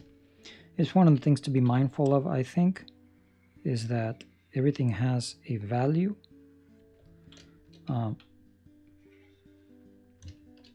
Whether it be everything, even the stuff that's free online that you could say, well, I'll just go Google it and I'll find this, it's Creative Commons and this, it still has a value. And it needs to be recognized that it comes from any particular person that would be offering that. So, so here's my mask, ready to go. And what I'm going to do now in layer 3, everything's saved in layer 3, but what I'm going to do is work on layer 4 now to start adding, and I can do, in terms of drawing, I can do the shadows and work my way in as I work the shadows. So I'm going to do it in more layers. I think just because I don't want to be masking everything, but I want to give him some shadows. And so I'm going to draw, and I'm going to choose the smooth, and I'm going to choose, well, this color. I didn't save myself a shadow color, so I'm going to start with that one. That's the other thing about Blender, is that while I'm on this layer here, which is basically just a texture slot, it's a texture slot with different materials on it, I cannot do color picker by choosing S. It gives me black because that's the actual color of the image, even though the alpha is turned off. If I want to do a color picker, I have to do this one.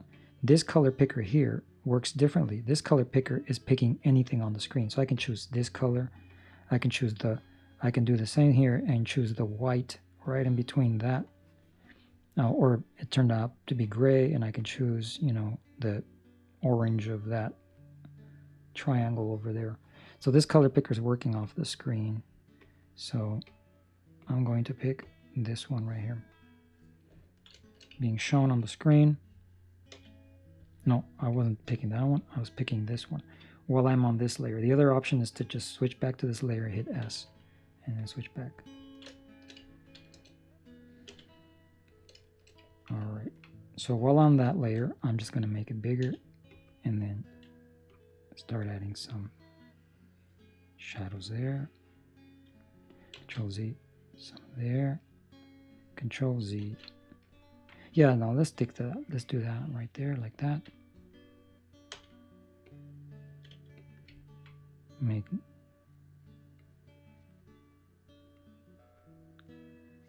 Does that work? No, Control Z. Maybe just a very tiny dot at the bottom.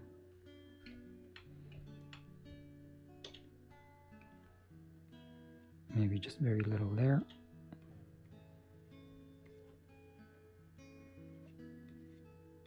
Just to emphasize something there.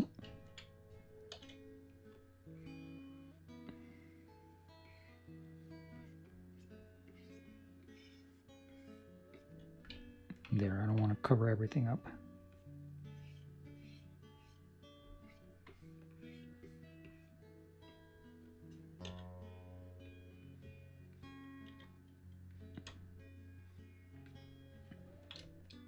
I've already got the ears. So the reason I did that is now I'm going to choose the erase and erase this over here.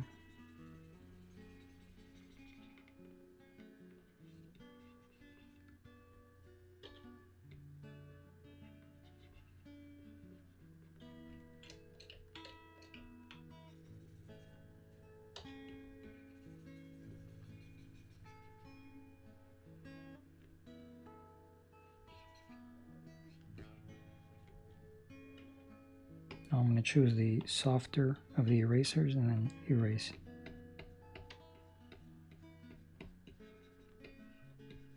That's fine. I gave the shadow there on the bow because it's under the chin. That's why I let the shadow be there. So right now I'm just using the softer of the erasers to erase some of that, and I'll give it a little highlight here in a minute. All right, so now I go into the next layer and go back into the smooth, and then just start drawing.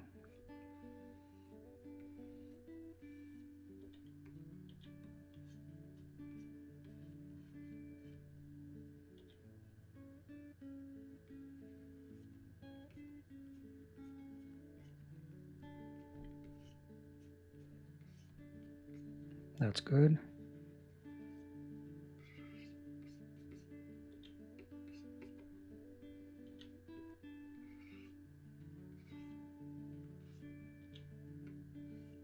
Oh, I forgot I was going to change this line, huh?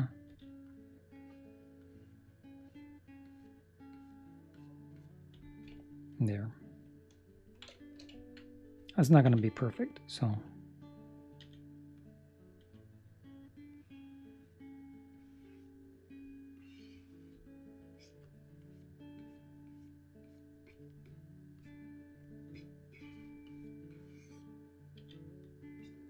And then maybe some lines in here. Just, no, that didn't work. That's what you would consider the ambient occlusion, right?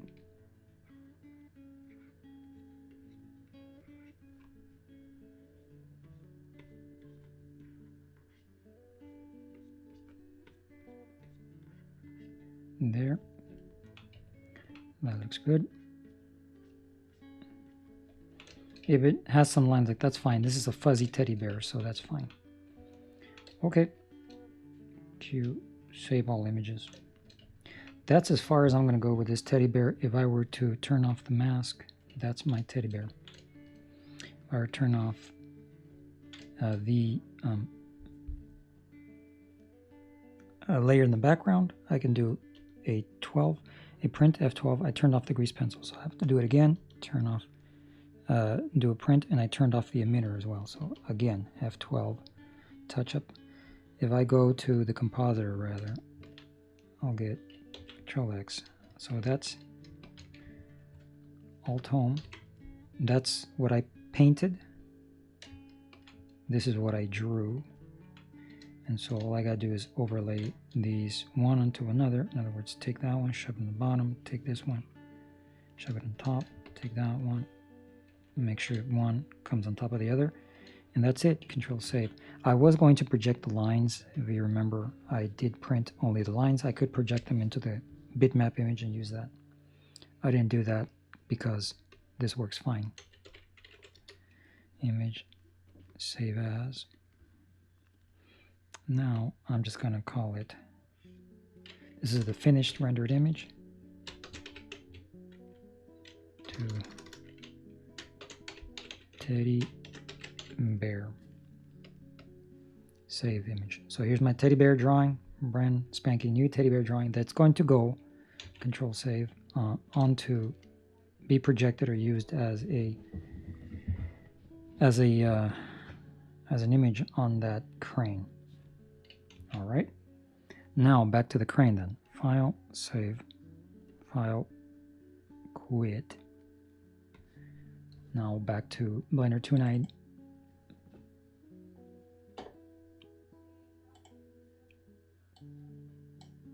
Where the bear claw is. So how's that going to work?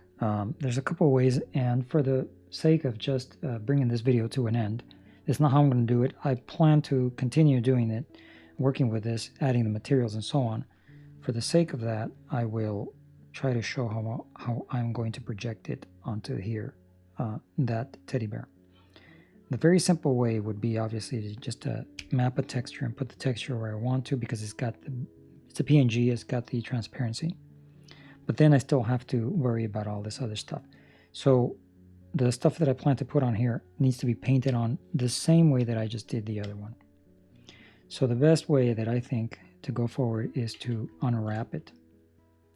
Unwrap the portions that I will be using with the texture.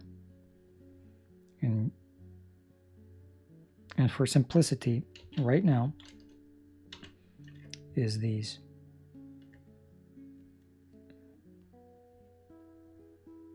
So it's all these faces on this side right here. Everything else I'm thinking is going to be, oh no, I said I was going to put also, you know, $1 to play here. So this needs to be unwrapped as well.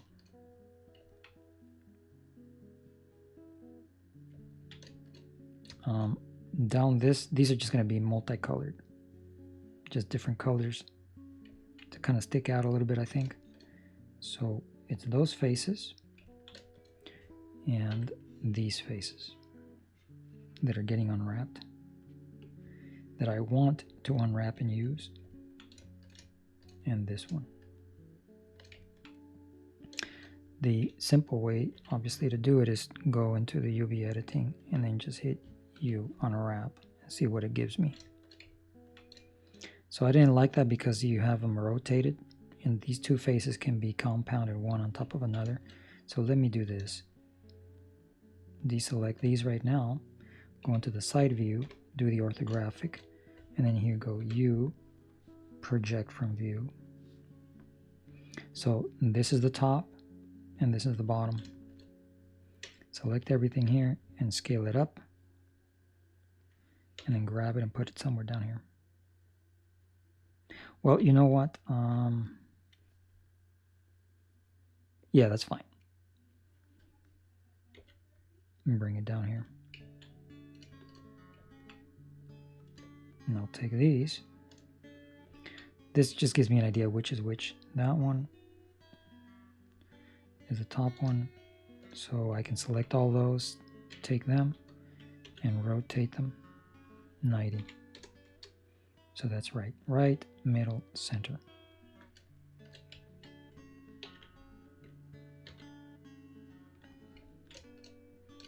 All right, that works. Now those are going to require me to paint on them. That's why I'm unwrapping them, because I'm going to create an image that I'm going to paint on. So the rest of them I don't need to. I'm just going to add materials. That's my plan right now. I will have to unwrap them and make this work right later if I change my mind, which can happen. But for now,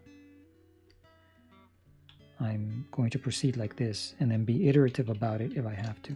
So proportionally, they look like they're the same size. Not quite. If I were to go into the face selection here and Control Link, scale them a little bit more.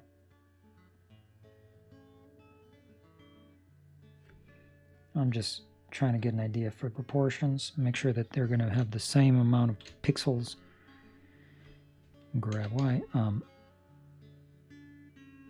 You know, capacity to have this the largest amount of resolution that they could get. So A, scale.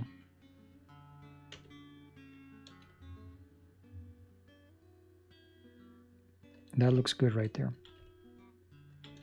I think. Control Save. So that's going to be the way I do it. Control Invert. That's everything else. They will not have. It's all here, but I will not have to deal with it. So I have this cursor down here at the very bottom corner here. What I'm going to do is go into the vertices. Oh, I have some shared vertices. Okay. Two ways to do that is to create seams. The other way is to, so let's create the seams real quick. So 1, 2, create, Control, Link, Shift H. Since I can't see what I'm really working with, I'm going to select those, Control E, mark seam.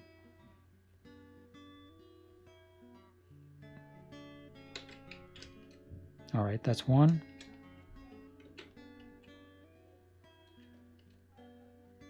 Control Link, Shift H. Now here.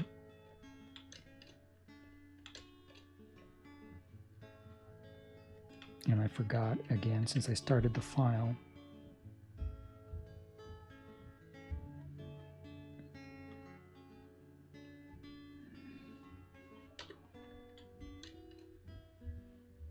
All right, Control E, mark seam.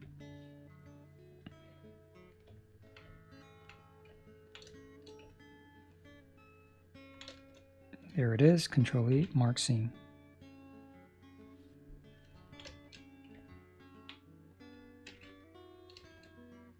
Okay, they've already been unwrapped. I just made sure that they have a seam because what I want to do is Alt H, Alt A.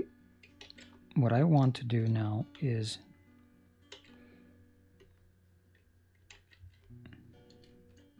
what this does is it keeps this in lock. The ones that you have selected to the ones that are here. Right now they're not.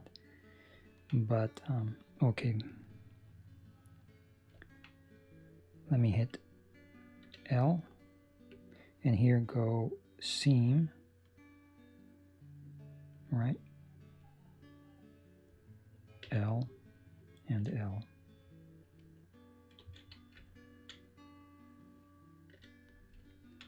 Okay, Control invert. I see some vertices that are selected, so I was concerned there a little bit. But so what I'm going to do, select everything. See what that does. Scale off of the cursor, 3D cursor, 2D cursor, scale 0. So I put them all into that one dot. So they should adopt whatever colors on that pixel, and I will make sure that that's empty pixel. Maybe when I do my painting in terms of the alpha. Okay. So if I select everything, oh, I still have some stuff that didn't show. Why?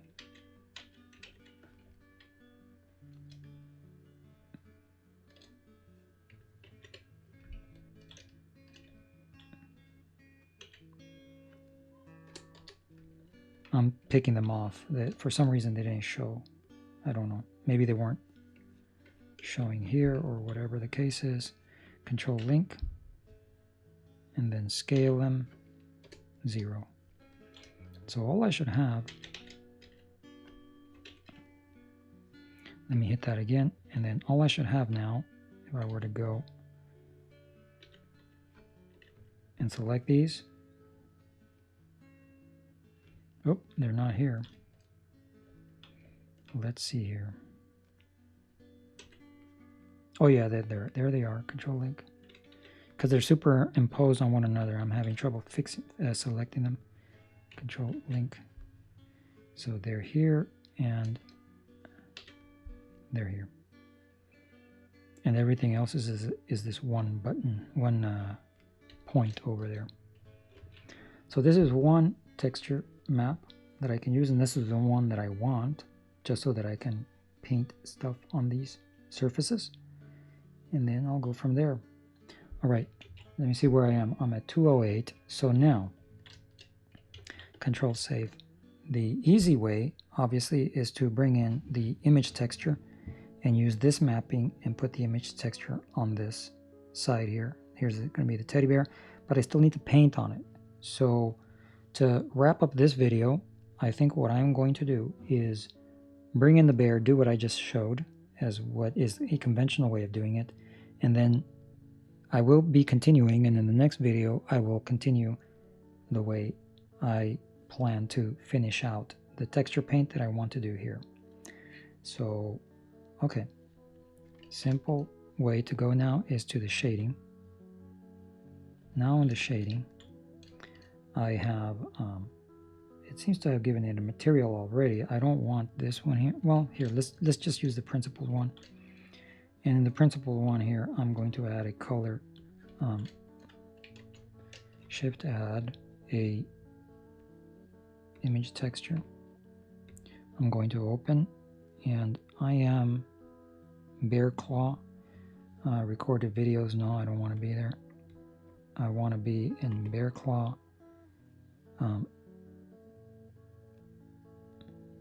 Oh, I should have done some moving around. So let me cancel that. That's just because I don't want the references to be broken later on. I'm going to go to my File Explorer, go to my working directory, Bear Claw, and in the Bear Claw, create a new folder, and then call that folder Textures.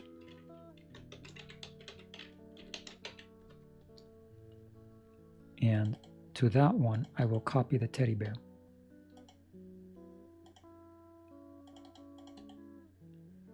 I did that off screen, but that's what I did. So now if I do open, bear claw textures, there's a teddy bear. So, you know, obviously it wraps the way it wants to because it's a large image. And if I just connect the color into the teddy bear here, the image onto the teddy bear, shift add a color alpha over. No, there's no alpha over here. Is there an alpha over here or not? That might be in the there might be in the compositor, so I'm getting mixed up. So I'm going to use the alpha as a factor to show this one versus instead show white. So that's the color. Only the compositor has the alpha over. So basically that puts that teddy bear here on the side. It's obviously not in the right way that we want it. So that's what we have this for. We go and we choose teddy bear here. Here in the view,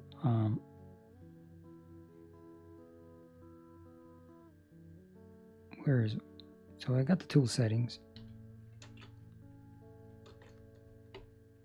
You got to right click on it and get your show the menus. So I do have the menus there. I got N. I'm trying to figure out why I don't have. I am in the viewer. Let's go to Uviator. They changed it out. That's why.